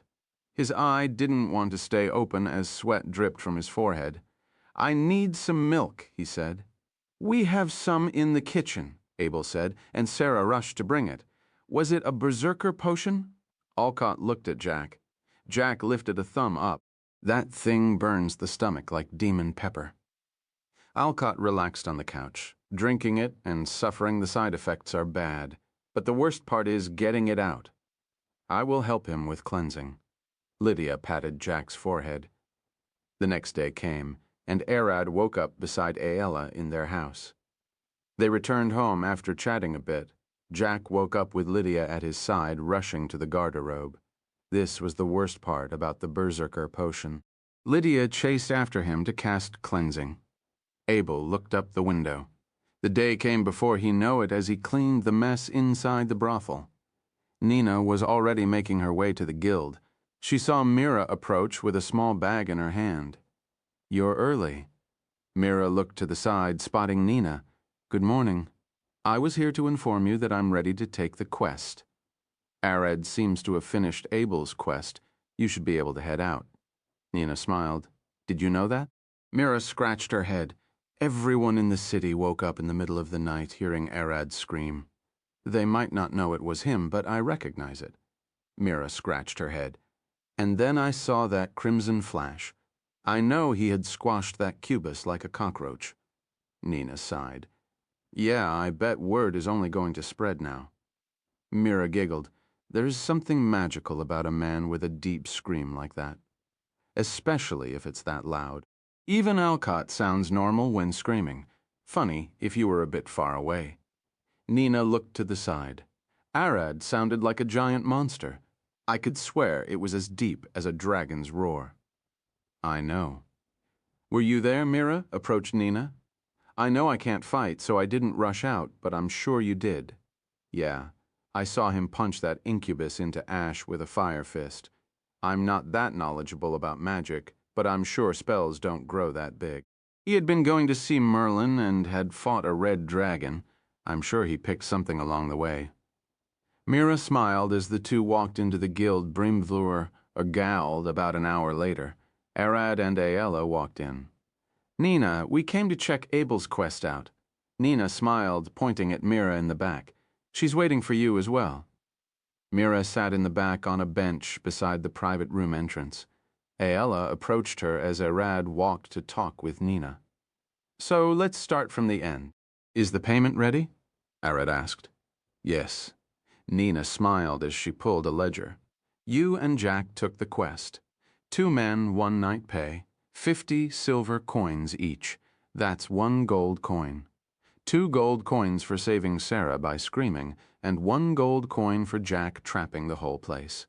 1 gold coin for you for not going all out with Sarah on your back, and 5 gold coins for killing the incubus. That's 10 gold coins. Abel also added 3 gold coins for tearing the monster who tried to lay a hand on his sister apart, and 7 gold coins as a bonus for silence." Nina pulled out a small pouch. 20 gold coins in total, he said to hand it to you by hand. He paid all the guild fees. Isn't this a bit too much? Abel looked at the pouch. It was heavy. The incubus was stronger than he expected, so this could have resulted in a TPK. Nina smiled. "He is quite generous with money." "What is a TPK?" Arad asked. "Total party kill," Nina replied. "Give this to Jack." Alcott left it for him, and Abel's quest is over. She handed him a white potion, heavy cleanse potion. It's used to treat food poisoning. Jack isn't a fight or a barbarian, so his stomach won't like the berserker potion. This should help him recover in a day. She explained. Arad looked at the potion and smiled. "I will make sure he gets it." Nina turned back and called Mira. "Come here, let's get the details done." The adventurers in the guild stared at Arad. He's already having appointed quests one after the other. Even A rank rarely have quests call them by name, and he's making clients wait. Another man sighed. "We have to step it up. Stop it," a wizard woman sighed. "Did you hear that roar yesterday? Rumors it was him." "No way. That sounded like a giant monster." The adventurer gasped. "I know he's an S rank like Nina and Alcott. Don't let his current B rank deceive you." The woman looked at Arad. "But there is good news for us." "What?" All the adventurers looked at her. His party is still small. He's a sorcerer and has an archer and a rogue. He lacks front fighters, tanks, and wizards with many elements and tactical spells. A healer is also an important one. The woman smiled. I have some skills as a wizard. She smiled. Wait, I can cast high heal, a priest growled. I shrugged the attack of an ogre with a shield. A tank patted his shield. They all looked at Arad. A party usually has 4 to 5 people. That means there are 2 empty spots. Chapter 162, bonus chapter, Lydia, Vius, Arad. Nina called Aella and Mira to the counter. You can start at the quest. The girls approached the table. Mira pulled a large map of the forest where she suspected the tree to grow. We are looking for a large tree with a vein-riddled trunk that smells like lemon. Legends say its scent is like a reverse catnip to monsters. It makes them aggressive and agitated. Mira looked at Arad. This works only on non-intelligent monsters, but words say it makes elves a bit more aggressive. So keep that in mind. Arad, we're here, Lydia called, waving her hand as Jack leaned on her. Don't forget me. I will be fine in a day or 2. Arad looked at them, scratching his head. So only me and Lydia can fight, right? Everyone looked at each other. Jack is out for 2 days, and Ella for about a day as well to get over her soreness. Mira can't fight, so that only leave Arad and Lydia. Arad can't go all out because of Mira, so there is no point in refusing Lydia coming to help Jack, even though the safest bet would be him using his draconic presence to scare the monsters away. That isn't an option. Lydia, how good can you fight? Arad asked. Lydia stared at Arad. I usually go solo, as I can both fight with weapons, heal and deal magic damage with smites. I can also cure poisons and toxins. Only you and I can fight on the first day. I want to know what could you do and what can't. Should we head to the training ground? Arad approached her. Of course. You can't leave your back to someone you never fought with, Lydia said, scratching her head, especially after last night's embarrassing performance. Build.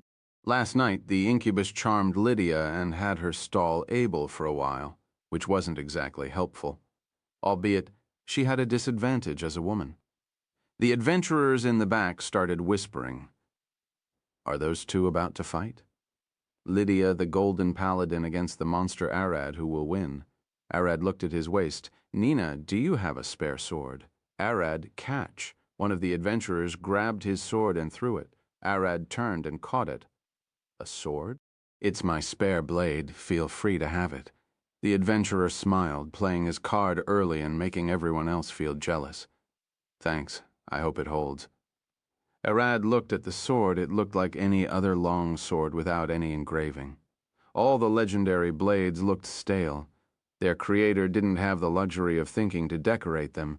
A simple sword is a good indicator of a well-made blade. Arad and Lydia walked toward the training ground with everyone behind them, watching. The 2 faced each other. Lydia held her sword with both hands and took a deep breath. You better take a stance or pull your staff. The sword is your secondary weapon, isn't it? Arad stood tall, holding the long sword in his right hand. You think so? What matter is, how can you fight? Come at me. Cling. Lydia shifted her stance from a middle guard to a back left. A golden mist embraced her sword like dust dancing in the sun's rays. Bam. Lydia rushed, pointing her sword forward in an inside right stance. She went for a low thigh stab, but at the last moment she shifted into a low strike, aiming at Arad's calves. Arad stood without a move, his training with Gerald coming back. He saw Lydia's feint and was about to do what Gerald did, crack. Arad lifted his leg in an instant and stomped Lydia's blade, pinning it to the ground. It happened in the blink of an eye. No one was able to see. Lydia almost missed it, and the only one who saw it was Nina. Such a monstrous move. She smiled, stepping on their opponent's blade. That was something barbarians did often, and to her, it was appealing. Arad didn't waste his chance and swung his sword down at Lydia's shoulder with one hand. Cling, Lydia twisted her blade and pulled it out. She swung with a short guard to deflect Arad's strike and connected that to a back-edge swing at Arad's neck. Kadan, Flames burst from Arad's legs, forcing Lydia to leap back before her blade could reach him. She glared at him with the edge of her sword bright red. "Those flames are dangerous," Lydia smiled. "That sword as well," Arad said as the flames around him faded. "Heh!"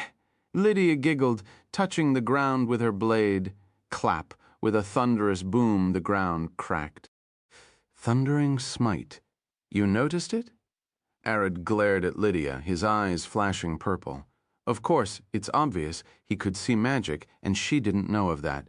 The spell was invisible, but he could see it like a haze around the blade. Divine smite. Boom! Lydia's blade ignited into a golden flame as she took a wrath stance. "How about we go all out? There are enough healers around here."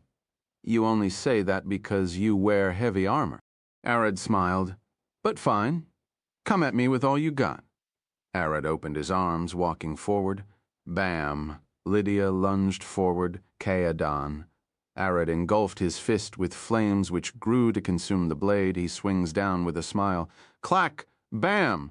The swords clashed, sending a shockwave across the training ground. Clack! Bam! Clack! Bam! Clack! Bam! The attacks didn't stop as the two clashed. "How is a sorcerer going head-on with a paladin?" One of the adventurers gasped. "No," a fighter gasped. "Arad isn't skilled with the sword. He swings at a stick. He had no formal training." Another fighter walked forward. "But he isn't falling to any of Lydia's feint. His speed and strength are inhuman, and without speaking of those reaction times." The fighter clenched his teeth. "How do you get such power and institution without proper training?" Nina looked back. "You lots are slow, aren't you?" "What?" a wizard gasped. "What are you talking about?" Thud. Olcott, who was in the back, walked forward. "Arad's movements, that strange aggression against feints, doesn't it remind you of someone?" One of the old fighters, someone who has been adventuring for 10 years, gasped, "Gurlad, I saw those moves in the tournament when I was a kid." All the fighters glared at Arad. They remembered the best-selling fighting manual in the whole kingdom, Steel for Humans. "Everyone one of you read that book? Or at least trained with one, as it's the simplest way to learn the basics of swordplay." Olcott smiled. "But Arad doesn't know anything about a sword fight." "Those moves are natural. I heard Gerald himself is in the city." Olcott smiled. Arad could have found him and learned directly, spared. Even all the fights stared at each other, mumbling how a living legend could be under their noses. "That famous general is here. The reason you aren't getting stronger is that you're focused on adventuring. You aren't looking around for opportunities." Olcott glared at them. "Look at Arad." Nina smiled. "He's winning, Bam." They saw Arad's sword shatter from his poor form, yet he kept swinging the severed blade, engulfed in flames. "He isn't locked in the class idea. He's willing to learn from anything, is what you're saying," Amber approached. "He's a sorcerer. Why care about sword skills? That's what most people think. But Arad will learn anything you give to him." Chapter 163, Into the Forest. 163, Into the Forest, Poor Form. Arad's sword shattered as the flat side met with Lydia's swings, sending shards of red-hot steel across the training ground. Lydia stepped back, taking a lower right stance. He should resort to ranged attacks now, or he will give up. She lifted her guard, expecting a firebolt to rush at her face. Kaadon. A burst of flame burst from Arad's sword, flame blade. A fiery blade extended with a rush of embers and sparks. The adventurers in the back gasped, seeing the crimson flames. The base of the fire was pale blue, indicating that Arad had more heat stored in it. Sorcerers used this spell as a last defense, only swinging at an enemy who got too close before retreating. Lydia saw Arad swinging his severed blade with a smile. Why won't he stop? Most people stop fighting after their weapon break. She thought. It was unheard of. Crack! Arad stomped the ground as he swung down, forcing Lydia to dodge back. The blade barely missed her, burning the tips of her hair as it touched the ground. Bomb. The sword burned the ground, releasing a gust of pale white smoke. "Are you still fighting?" Lydia growled, clenching her grasp on her blade. I never had good luck with swords. Having one or not won't change anything.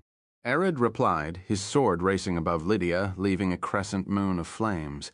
Lydia has to dodge. There is no way she would attempt to deflect that. Her sword would get damaged. Wash! Swash! Krang! Lydia dodged 2 strikes before deflecting the third. Sparks rushed from her blade, signaling damage. Arad, you will break her sword if you keep swinging, Amber shouted. She had the same thought as Lydia. Arad's sword was a hot and compressed jet of flames. It could melt right through. You need that weapon for the mission, so put the flame blade away. She is right. Arad looked back at Amber, his flames fading. You're right. He looked at Lydia. You're stronger than I thought. Puff, the sword faded.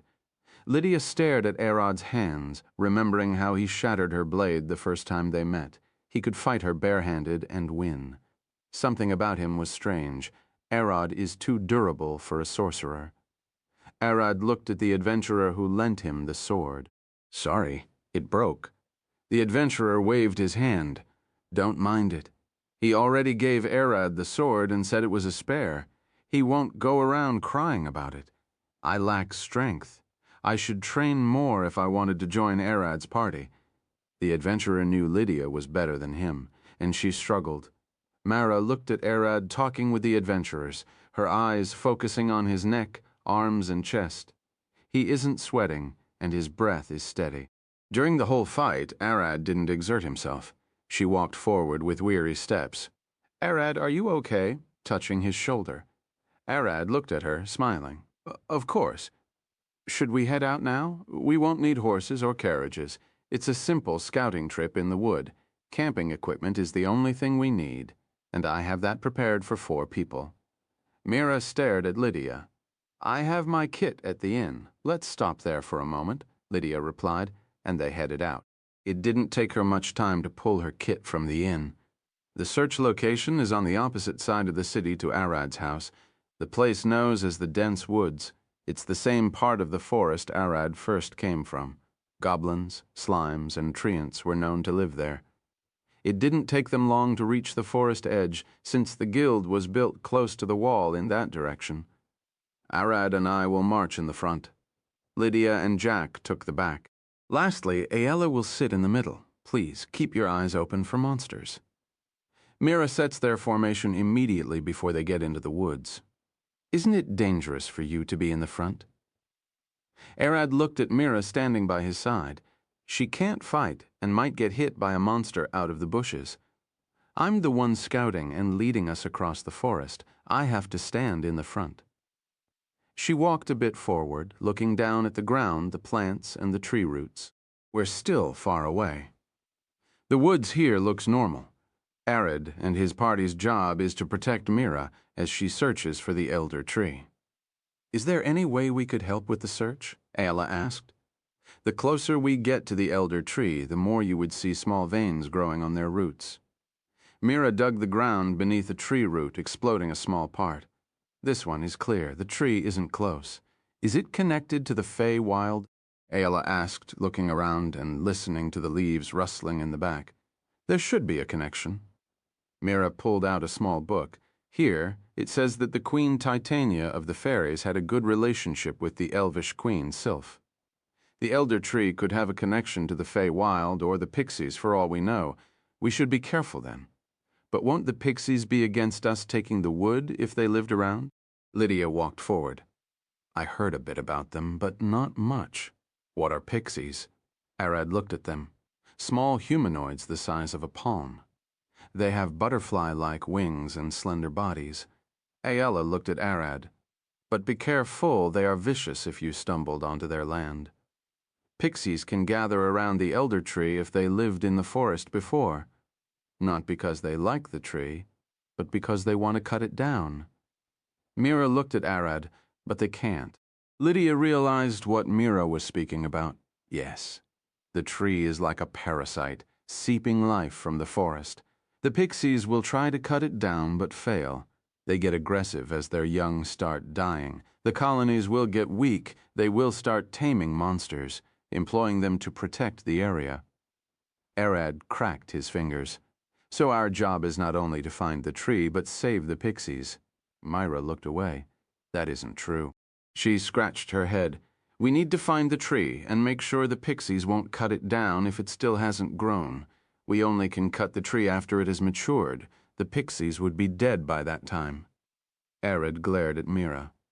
So we're going to find the tree and make sure it grows. He realized they need to stop the pixies from cutting the tree down. Ayla looked at Arad. In most cases, pixies only live in the elvish continent.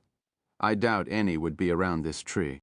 I, as well, won't like watching a pixies colony die. Let's hope there is none around this tree. Mira walked forward. Arad, you can see magic, right? Arad nodded. Keep your eyes open and tell me if the magic around here shifted. You should see it as waves moving toward the tree, Mira explained. After they walked for a while, night came without a result. Arad and Lydia started building the campsite as Jack went out to scout. Ayla started preparing the preserved food and Mira pulled a map to mark their path. Stars sparkled in the sky as they heard a rustle in the bushes. Chapter 164, Dancing Giggles. 164, Dancing Giggles. Arad tilted his head looking at the bushes. He could still hear the fire crackling and Lydia shouting at Jack in the back. Mira and Ayla's voices are clear as they chatted, yet they seemed distant. Sitting on a twig, a humanoid woman the size of a palm stared into his eyes. Her fly-Luke pupil reflected the flames as a smile crossed her face. Arad blinked, and the small creature disappeared. Mom, what was that? What are you talking about? That tiny woman in the bushes, didn't you see it? There was nothing. We shared the vision, and I didn't see anything strange. Arad looked at the flames. Could be a fairy?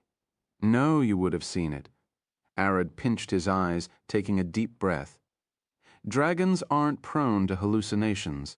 I have not seen it, but be careful. Come and play. A high-pitched voice rang in Arad's head. The moment he blinked, the little woman appeared again. This time, she stood facing him. The stone is larger than her tiny body, and she waved her head from left to right, jiggling her legs as she hummed. Let's play. Arad blinked and the woman disappeared again. He stood and approached the stone. She was sitting here. Did you see it? No. What did it look like? A white fuzzy body, eyes like that of a bug, and large butterfly wings. She looked humanoid, but I couldn't make her arms from her torso. I don't know, what are you talking about? Elves are more knowledgeable about those things, asked Ayla, Bendoric Thone. Arad stood and walked to the girl's tent. Ayla, do you have a moment? He called from the outside. Ayla walked out. Did you need anything? Yeah, I wanted to ask you about something, Arad explained what he saw, trying to be as precise with the description as he could. Ayla scratched her head. That doesn't sound like a fairy, pixie, or a sprite. It's either a hallucination or someone is using magic. Mom said, we dragons are resistant to hallucinations, and I could see magic if someone tried using it on me. Arad scratched his head. Don't you have any idea? Ayla shook her head. I can't say anything with my knowledge. Sorry. After the conversation, Arad went back to his tent and tried to get some sleep. Rest was what he needed. The moment he closed his eyes, he could feel two tiny legs on his chest. Arad slowly opened his eyes. She stood there on his chest, smiling. Let's play. She opened her arms, sending tiny orbs of light. It illuminated Arad's tent-like stars. Mom, do you see her? She's on my chest, and the whole tent is lit with stars. To me, nothing changed. It's still dark. Arad extended his hand, trying to catch the little woman. It passed right through her body. Want to play? Little child. Arad blinked, and the woman disappeared. Only I can see it, illusion or hallucination. Arad closed his eyes, sleeping. When the morning came, he woke up feeling great, better than normal. I never felt this well rested. He stretched his arms, the blood in his veins flowing. You're right. I can feel that you're better than yesterday. Arad took a deep breath, instantly recognizing most scents of the forest. Water to the west, I can thin branches crackle to the east, and squirrels are running to the west. Your senses are sharper. Was it exhaustion yesterday? I don't know. But if it's that little fairy's help that I feel better, I can't complain. Mira walked out of her tent and washed her face. Arad, can you light the flames while I wake Aella? Arad walked out and brought some branches, throwing them in the ash. Bonfire? He looked at the stone, remembering the fairy. I have to ask Merlin when we get back. After breakfast, the party kept searching with Mira's help, but they found no clue. The afternoon came, and Mira sat on the ground. Nothing, I give up for today. My knees hurt. She kept squatting over roots and plants all day, and her thighs finally gave up. I will climb on a tree and see what can I find. Jack cracked his neck. No, he finally feels better. Are you sure? Lydia stared at him and then smacked his back with her palm. He took it well, so she smiled. You seem fine. I will go up as well. Aella jumped on a tree. Scouting from a high spot might help. Arad and Lydia remained with Mira. Arad sat beneath a tree, closing his eyes as they waited for Aella and Jack Badump. A faint beat. He could hear it coming from the tree. His eyes jolted open. What was that? Both Lydia and Mira jumped. You scared us? Lydia glared at him. Arad quickly put his ear on the tree, listening carefully. Badump? Badump? It's faint, but I can hear it. A heartbeat, deep underground. Arad said, closing his eyes. A strange smell entered his nose. It isn't this tree alone. He stood, inspecting all the trees around. They are asleep. Don't wake them. The little woman's voice rang in Arad's head again. Who are you, this time? Arad growled. Aren't you one energetic baby? The voice said in a cheerful tone, giggling. What do you see? Worm's child? Elder tree? Do you know where it is? Arad growled. Lydia and Mira stared at him, confused. I do not know what you ask for, but let's play hide and seek. Find me if you can. And her voice trailed into Arad's mind, only leaving her faint giggles. Arad, you didn't drink in the morning, did you? Lydia put her hands on his back. Cleansing. Wait, you aren't drunk? Lydia gasped. Some of those trees are alive. They are all linked to a single heart deep beneath the ground. Arad looked around and rushed to listen to all the trees as Jack and Aella climbed down. There are more of them in that direction.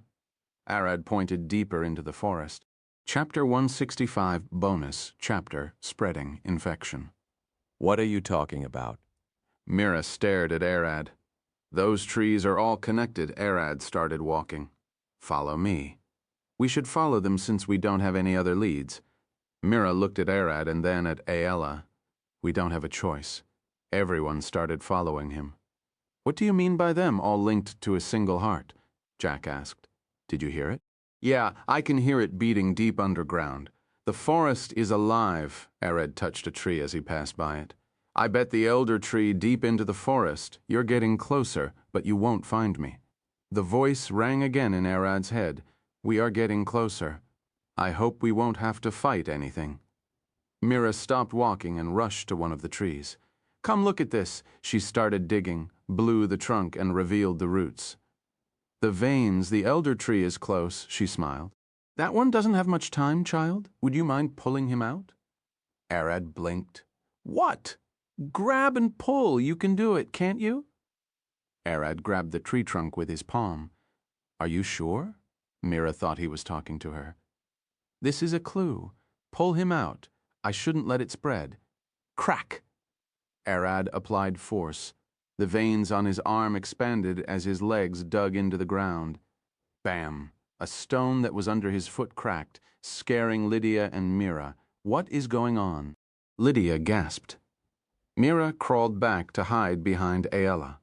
The tree trunk cracked as it got pulled from its roots from the ground. Lydia and Mira stared at Arad with pale faces. Grawa, grawa. The tree growled for a second before falling silent. Look at the roots. Arad laid the tree on the ground and started below its root. He could see a dark brown batch of wood. It had faint, ominous magic flowing through it. The scared Mira blinked, seeing the batch. Elder wood? She jumped from behind Aella, forgetting that Arad pulled the whole tree with one hand. "Arad, this is the elder tree," Mira cried. "It has died. This isn't the source. Find me if you can." Arad looked at Mira and then at the elderwood patch on the tree. "This isn't the elder tree. It's infecting other trees. We have to find the original one and rip it apart." Arad touched the tree. Zahn, he pulled it into his stomach. "Let's keep moving. Wait, we need to rest." Lydia sighed. "How could you pull a whole tree?" "Gravity magic." Arad lifted his hand and a dirt block levitated from where he plucked the tree. "Merlin taught me? She also taught me how to use storage magic," Arad replied with the answer he had prepared.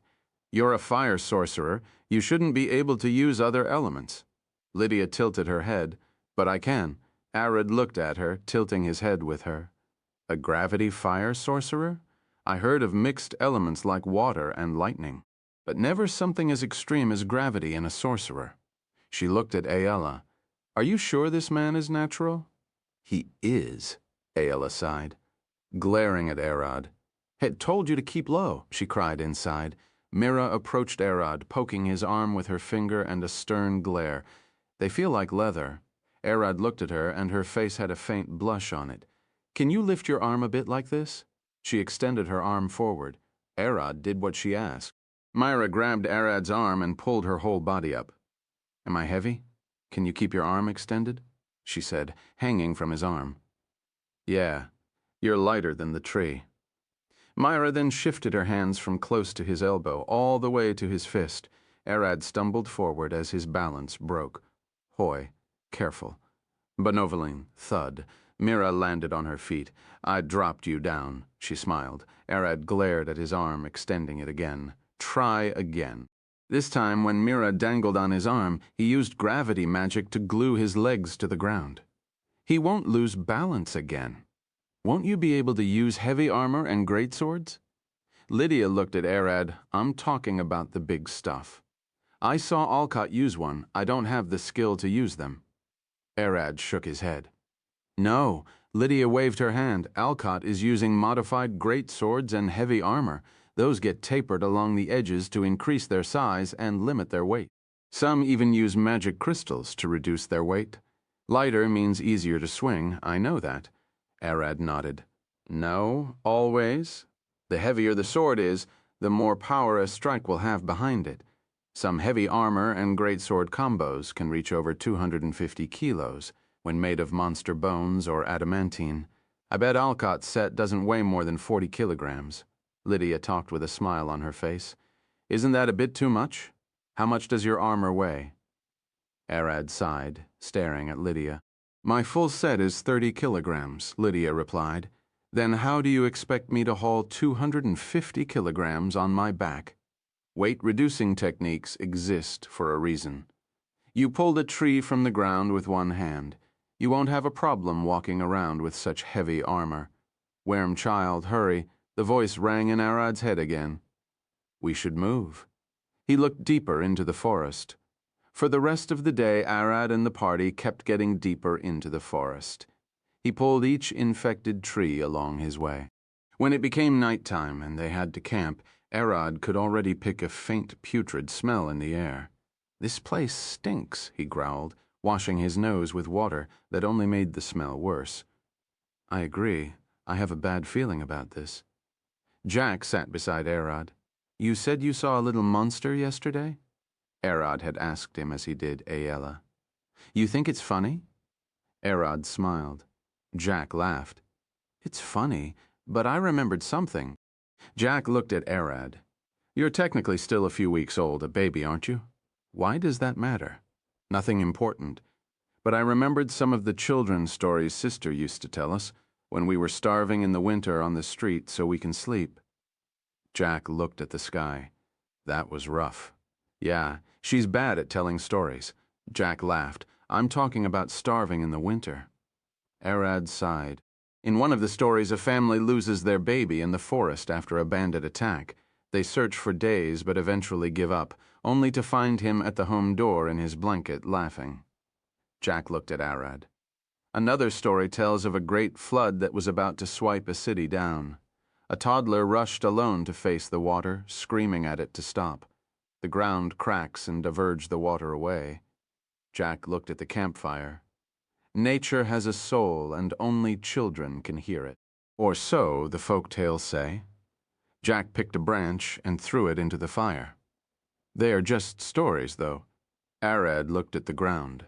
A single heart deep underground. I have an idea, but it's a scary one. Chapter 166. A Dawn Attack, 166. A Dawn Attack. Jack looked at Arad. What makes it so scary? Arad lifted his head. What do hearts do? Make blood move, keep people alive? Jack replied. Then what is a heart doing deep underground? Why is it linked to the trees? Arad glared at Jack. Wait, Jack gasped. You don't mean this whole forest is one massive creature? All those trees link to one heart, so they are one creature. Arad looked at the flames. Is she the one I've been seeing? Are you saying she got over me and is talking to you? We're one being. I would hear and see anyone talking to your mind. Mom. But what about what Jack said? Only children could talk with those beings. I'm still a few weeks old while you're a fragment of my mother's consciousness. How old are you? I can't tell exactly as that information wasn't left with me, but I'm well over 4,000 years old. Arad stood. I will go sleep. He stretched his arms. Won't it be better if you went exploring at night? Jack suggested with a smile, No. I need to remain close in case anything happens. Arad walked toward his tent where he lay. At midnight, he woke to the fairy standing on his chest. Again, you sleep a lot on your back. That isn't healthy. I thought you would ask me to play. Arad sighed. Opening his eyes, you can't play as much if you don't sleep well. The fairy stared at Arad's face, smiling. Arad sat up, letting the fairy stand on his thigh. I pulled the trees out. Do you care to tell me what is going on? The fairy looked away. That thing, it's spreading, and I can't stop it.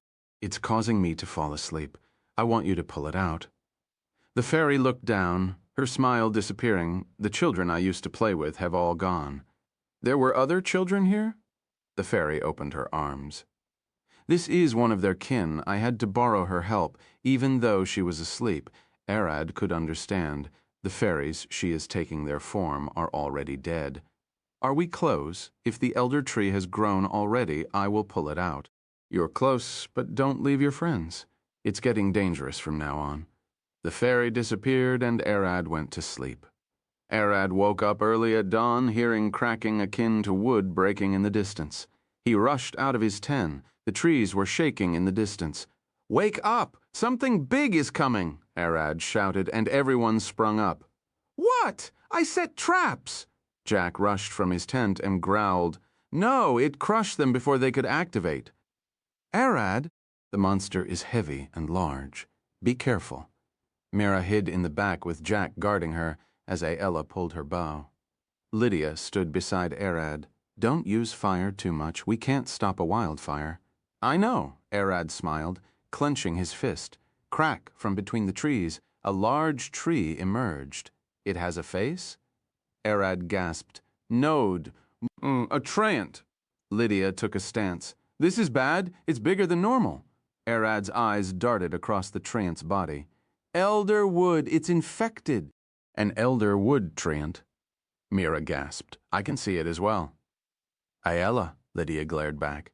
Get up on any tree and see if you can find an open spot in the forest, a place where we can burn this thing. I'm working on it. Aella rushed to climb a tree. Swords aren't meant to chop wood. Our attack would fail without flames, and that is dangerous here in the forest. Lydia stared at Arad. We need to stall it until Aella finds a place to burn it. Crack. A second elder wood treant appeared behind them. It had come to life from a tree that slept in the back. Arad, treants move at day and sleep at night. They need sunlight to function. Can you tell me how to beat them? I can do it in my dragon form, but it's tricky like this. Cut the branches. You must leave it without a leaf. It will die like that. Arad smiled. Lydia, we cut all the branches. Without them, it can't get energy from the sun to live. Trants are more active than other trees because they move. A tree could survive for a while without leaves, but a high-energy, demanding trant would die immediately. They are high. How could we reach them? Lydia gasped. You take this one. I will kill the one in the back. Arad turned around. The muscles on his thighs bulged. Crack. The ground shattered beneath his feet as he pressed down. Bam. The full power of a dragon focused on launching a single humanoid body. Myra ran away from the treant. Trees don't eat people, do they? She cried. Crack! Arad's body flew in with a flying kick, hitting the treant right in the trunk. Myra could hear wood cracking as she saw Arad's footprint on the treant. I can't use fire. I can't use any other element. I can't use blood magic, and my wormwolf skills aren't made to fight trees. My only solution is gravity magic clap. Arad clapped his hands. Let's try this. Myra could see the veins bulging from beneath his clothes as his muscles tensed. Gravity magic. Gravity around the treant increased, causing it to stop moving. Your trunk might resist gravity, but can your branches handle their new weight? Crack, crack, crack. The branches on the treant started bending and cracking. They became too heavy to remain attached. Arad smiled, squatting down in front of Myra. She backed away, seeing every single muscle in his body bulge from the tension. Bam! Crack! Arad lunged at the treant, shattering the ground beneath his feet. He kicked the treant again in the upper trunk, shaking the branches off. I'm not done yet. With a swift move, he grabbed onto the treant and started pulling the remaining branches off with his hands. The treant fell to the ground as Arad ripped all the branches. Dead! Lydia, did you finish as well? Arad looked at her. Lydia was still dodging the treant's attacks, trying to find a way to cut the branches. I thought she would at least deal some damage. No, she has done enough. Without her, that treant would have trampled the camp and hurt the others. Arad smiled. Chapter 167. The Putrid Forest. No 167. The Putrid Forest. The treant swung his arm down at Lydia. She lifted her shield to block. Bam! She can't feel any weight on her. Moving her shield away, she gasped. Get back. Arad stood there, blocking the treant's arm with one hand as he stood taller than Lydia. She was quite short, barely making it to 1.6 meters. Arad stood at over 1.85 meters. You killed it, she looked back, seeing the other treant torn to shred. Move. Arad growled and Lydia backed away. He lifted his hand, gravity magic. Crack! This treant was a bit thinner than the other. It fell flat on its back, which caused many of its branches to survive. Arad stopped his magic and ran forward. The treant tried to stand. Bam! Lydia, who was supposed to back away, closed the distance between her and the treant in an instant. The branches are down, she growled, swinging her sword. Divine smite clap with a golden flash. She sliced the branches and killed the treant before Arad could start pulling them off. Wow, I thought you couldn't cut wood with swords like that. Arad looked at her. It's hard, but there is a way. Lydia looked at her sword. I have pulled it right, she smiled. After making sure no other treants were close, Lydia explained her technique to Arad. Look, when you swing, you have to get the edge alignment right, or your blade could shatter. She showed him a slash, like this, a right angle. And don't forget the slashing motion, which is to pull the blade toward you. So I do that when I slash. Arad swung his arms, trying to mimic Lydia's moves. There is more. Since a tree like this has many branches, you have to adjust your edge alignment several times in a single slash, all while making sure to pull your sword enough to cut each branch.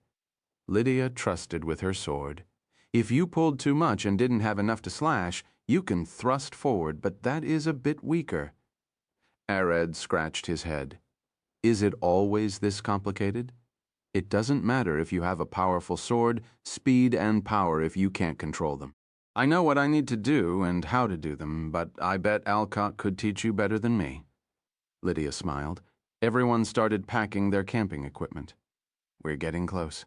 Stay close to me from now on, Arad said as they got ready to keep going. Lydia looked down, sighing as Jack approached her. "Are you okay?" he asked, and she looked at him. "I was useless. Is that a good enough reason?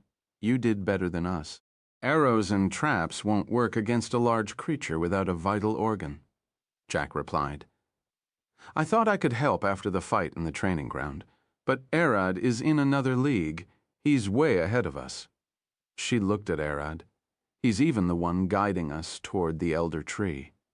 Jack scratched his head. He knew Arad's strength came from him being a true dragon, and he knew the forest is guiding him since he was the only kid around. It all made sense to him, but to Lydia, it didn't. Jack stared at Arad and then back at Lydia. If you didn't hold the Treant, he would have trampled the camp or killed Mira or Aella. You have a shield. You protected them. Are you sure they could run away? Aella could, but Mira can't. Jack smiled, patting Lydia's head. As a paladin, you're a healer, shielder, and a fighter. That makes you versatile. Lydia looked at Jack with a smile.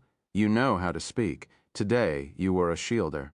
Tomorrow, a healer or a fighter. Does it matter? You saved people, and that's the important point. Bin Novel, the party kept walking forward, but this time, Mira was sticking close to Arad, too close, in fact. You're touching my side. Arad looked at her. It's safe here, isn't it? Mira replied. Aella will put an arrow in your head, Arad pointed back. No, I won't, her staying beside you. Mean I don't need to keep an eye on her. Aella waved her hand. At least help me. Arad sighed. Well, listen. If a monster attacked and I made a sudden move, I could hit you by mistake. Try to leave at least 1 meter between us, as you say. Thud. Mira slapped Arad's back as she backed away. A.W. She looked at her palm, blowing on it. You're as hard as stone, she gasped. She hit the bones of your wings hiding on your back. As Mira blew on her palm, her eyes landed on something strange between the bushes.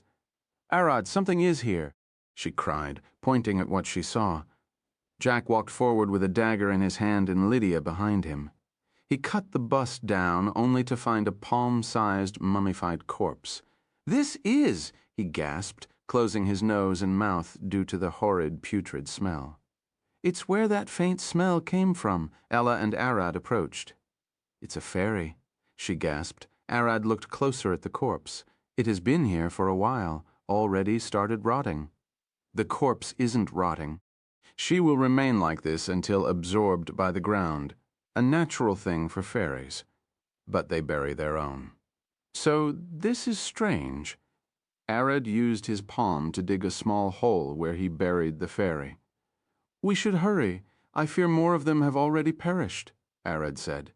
The deeper they got into the forest, the infected threes they saw and the more corpses they found, and the worse the smell, it got so bad that Jack, who was still recovering from the poison in his body, threw up. Arad pulled a few clothes from his stomach and handed them to everyone. Cover your mouths. Everyone wore the makes as the forest started to get foggy around them. They are close, chapter 138. Wood ambush, mine 168. Wood ambush, Friday, chapters 1/3. All those corpses, Jack growled. They don't seem to have died in a fight, withered, with no visible wounds or bruises, no sign of burning or smoke. Something killed all those fairies without inflicting damage. From the look of it, they starved to death, lack of mana. Arad approached one of the infected trees, touching the trunk with his eyes closed. It's faint, but isn't this thing absorbing magic? Ella walked to Arad's side, touching the tree. You're right, but it isn't absorbing all magic. Every living creature absorbs magic to stay alive. It's the same as their need for air. Those pixies are small, but they need a lot of mana to survive. They suffocated to death. Be careful. It's reacting. The fairy appeared on Arad's arm. He grabbed Aella by the arm and jumped back.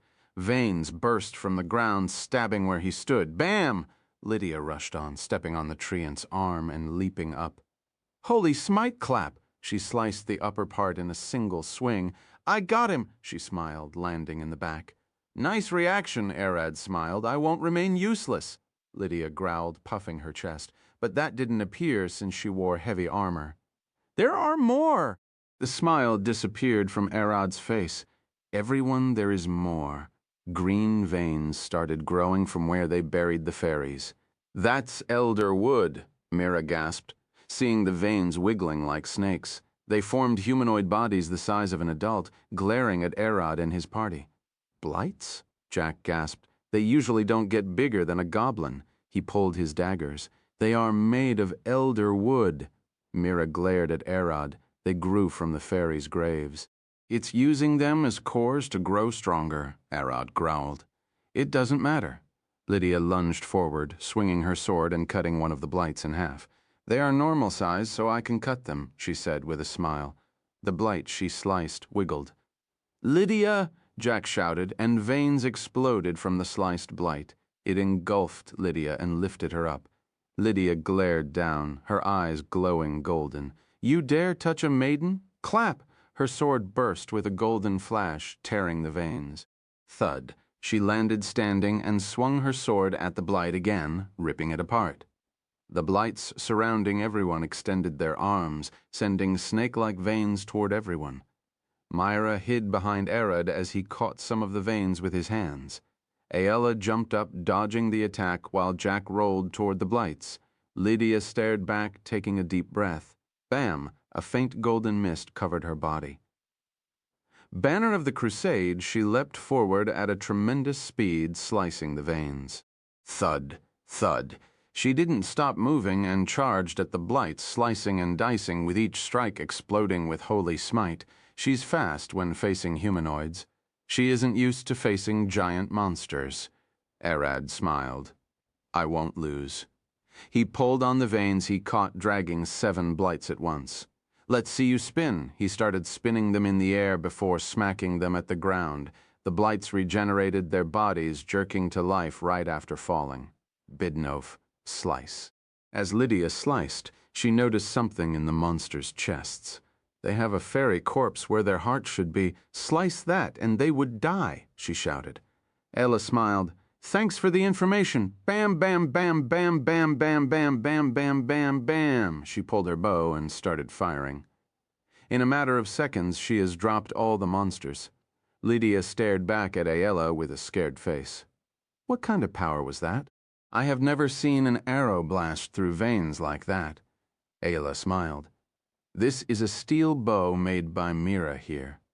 The draw weight is off the chart. Crack. As they talked, more trees around them rose as elder wood trents, and they got back on guard.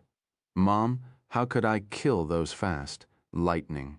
A good load will force water inside them to evaporate, and they will explode. Fire will take time to burn them, and ice will also take a long time to freeze them. I thought wood is resistant to lightning. When dry, yes, those things are filled with water and salt. Also, all lightning magic creates powerful lightning bolts. I can't use that in front of Lydia and Mira. Can't you think of something else? Arad smiled as he heard Mom's second idea. Mira, get away from me and hide behind Jack and Aella. Aye, yes. She turned around and rushed back. Arad squatted. The muscles on his legs started bulging, creaked. His pants tore as he took a deep breath. Good! Lydia gasped as she was the first one to sense the magic flowing from Arad's body. She instantly knew something was off. No human could secrete such pressure unless they were at Alcott or Nina's level. Arad's back bulged and his shirt exploded as his massive black wings emerged. Clap! Mira gasped. Those are the wings that scared her before. Obsidian wings, Lydia gasped. Bam! Arad jumped to the sky, opening his arms. Gravity magic. He pulled all the treants to the sky with him at once. Flap. Flap. Flap. His wings flapped rapidly as he flew to the sky. Lydia fell to the ground as she tried to walk back and looked at the sky. What is he? She couldn't believe her eyes. A single man is carrying over 5 treants with magic and flying to the sky. Aella stared up with dead eyes. What did happen to keep a low profile? Arad smiled as he reached the sky, the veins on his arms bulging as he swung up, throwing the treants. Flame blade, he created a large sword with compressed flame, flapping his wings. Arad flew between the falling tree ants, slicing their upper halves. The wind pressure from them falling rapidly put the flames out, and they crashed down without causing any wildfires. Bam! Arad fell from the sky, landing and standing on his feet. The ground beneath him cracked as he absorbed the wings back into his large torso. "Can't you solo this mission alone?" Lydia gasped. Chapter 169, Forced Rest. 169, Forced Rest. Friday, chapters 2/3. Lydia glared at Arad approaching them, steam gushing from his nose as he panted. "You have the sorcerer wings," she stood. "How could lift them all?" It wasn't easy. Gravity magic made them lighter, Arad replied, panting. But it was quite exhausting. He sat on the ground. Mira took her bag out and pulled a bottle of water, rushing toward Arad. "Here, you drink some." "Thank you." Arad took a sip and relaxed. Mira started poking his arms with her finger. "You aren't sweating. I used a lot of magic, and the wind must have dried any sweat," Arad replied with a smile. Mira grabbed his upper arm and started quizzing it. Her palms barely covered his biceps. "It's both soft and springy." "Yeah, can you please stop touching me?" Arad glared at her. "Give me a moment." Mira didn't stop. "I can feel your heart pounding a lot. Are you okay?" She glared at his eyes. "Yeah, I'm fine." Myra looked at Lydia. "You're a healer. Check him out." "He must be fine." Ayala approached. "No, let her check him." Mira stared back at her. Lydia sighed, touching Arad's shoulder. She blinked twice. "It's erratic. He should rest a bit." She looked back at Ayala and Mira.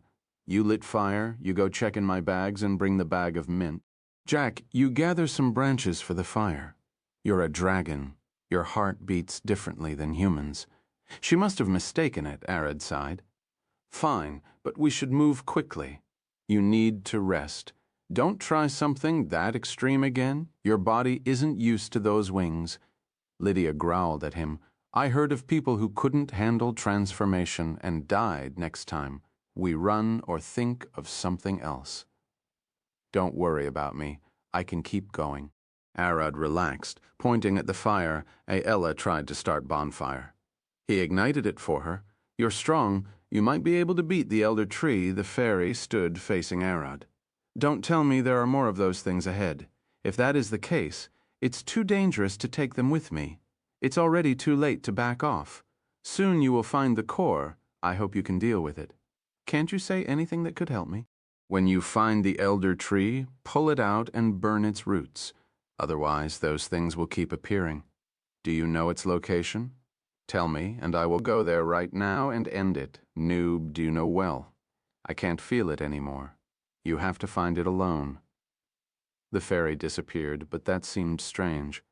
Her voice cracked at the last moment, as if she was forced to stop talking.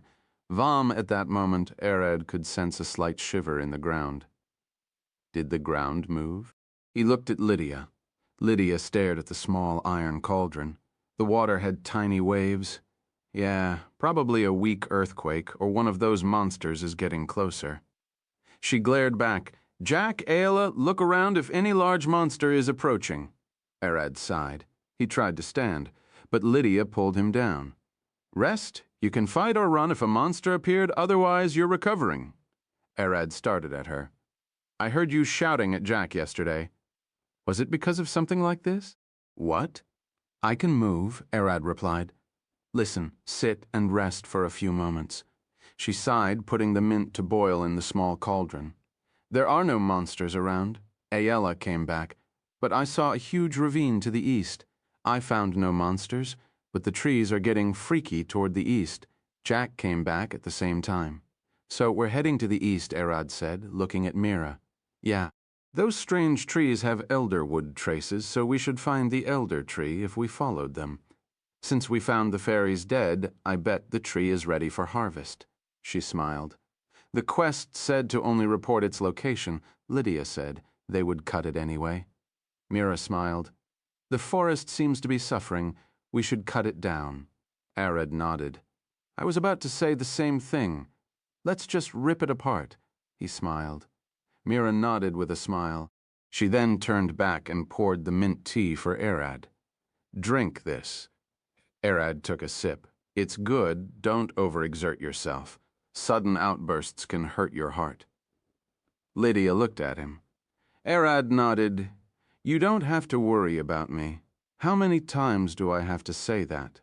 I've seen many people kill themselves by overexerting their bodies.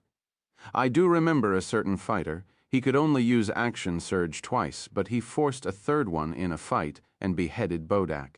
His heart stopped and he fell to the ground, shaking and fuming from his mouth. Lydia looked sad. Arad scratched his head. It won't happen to me. It could. You could have died. Don't force yourself when it's not needed. Lydia stood, making sure Arad understood what she was talking about. Listen to her. You are strong. We know that, but you don't have to risk your life. Mira patted Arad's shoulder. He looked at Ayala as if asking for help. They are right. You should watch your health more. She smiled. You know I'm a dragon, and this isn't much. Arad growled inside. Ayala stared at Arad with a grin. You should learn to hide your powers. Don't go around flying and blasting monsters. After the short rest, they kept moving toward the ravine. Arad started feeling weird. The dirt felt strange on the ground. He looked down. Is it shaking again? And it's a bit hot and humid here.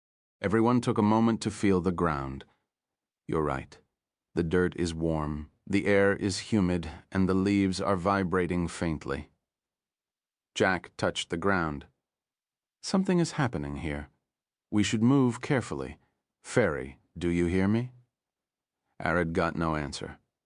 Chapter 1730, Pulled into the Abyss, 170, Pulled into the Abyss, Friday, chapters 3/3. The party stooped by the ravine side, glaring down at the dark depths.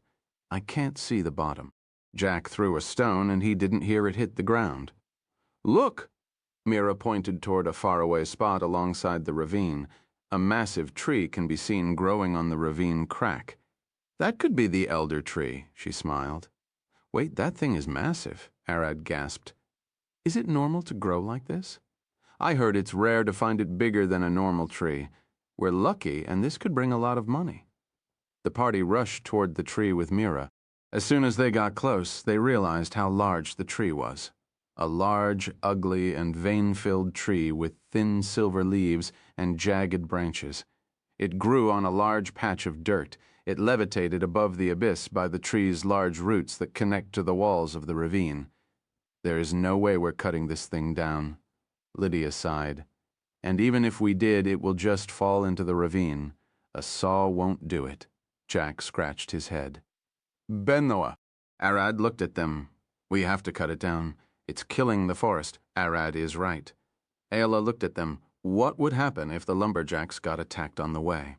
Our job is to find the location of the tree. We can report the danger, and that kid will take care of the rest, Lydia said with a passive face. That trunk is several meters wide. We can't cut it even if we wanted. The party rested a bit facing the tree, discussing what they could do. They reached the ultimate conclusion that cutting the tree was impossible. They will report it back to the guild and leave the rest to Chuzuke and his men. Arad could rip it apart if he transformed, but that isn't an option. He thought of coming back alone to cut it. But then how could he explain that to Chuzuke when he found the tree torn apart when they stood to leave? Several trees started tumbling as they jerked to life. I count 20, Lydia gasped, seeing the treants stand. As the treants approached, blights emerged from the ground, big and small. The earth rumbled and tents of snake-like roots burst forth. It doesn't want us to leave. Arad glared back at the tree. Is it sentient? Lydia gasped. Arad smiled, turning around rapidly and swinging his fist toward the tree. Firebolt, veins extended forward and protected the elder tree. It is. That thing wants us dead. The veins on Arad's shoulders started bulging as his blood boiled.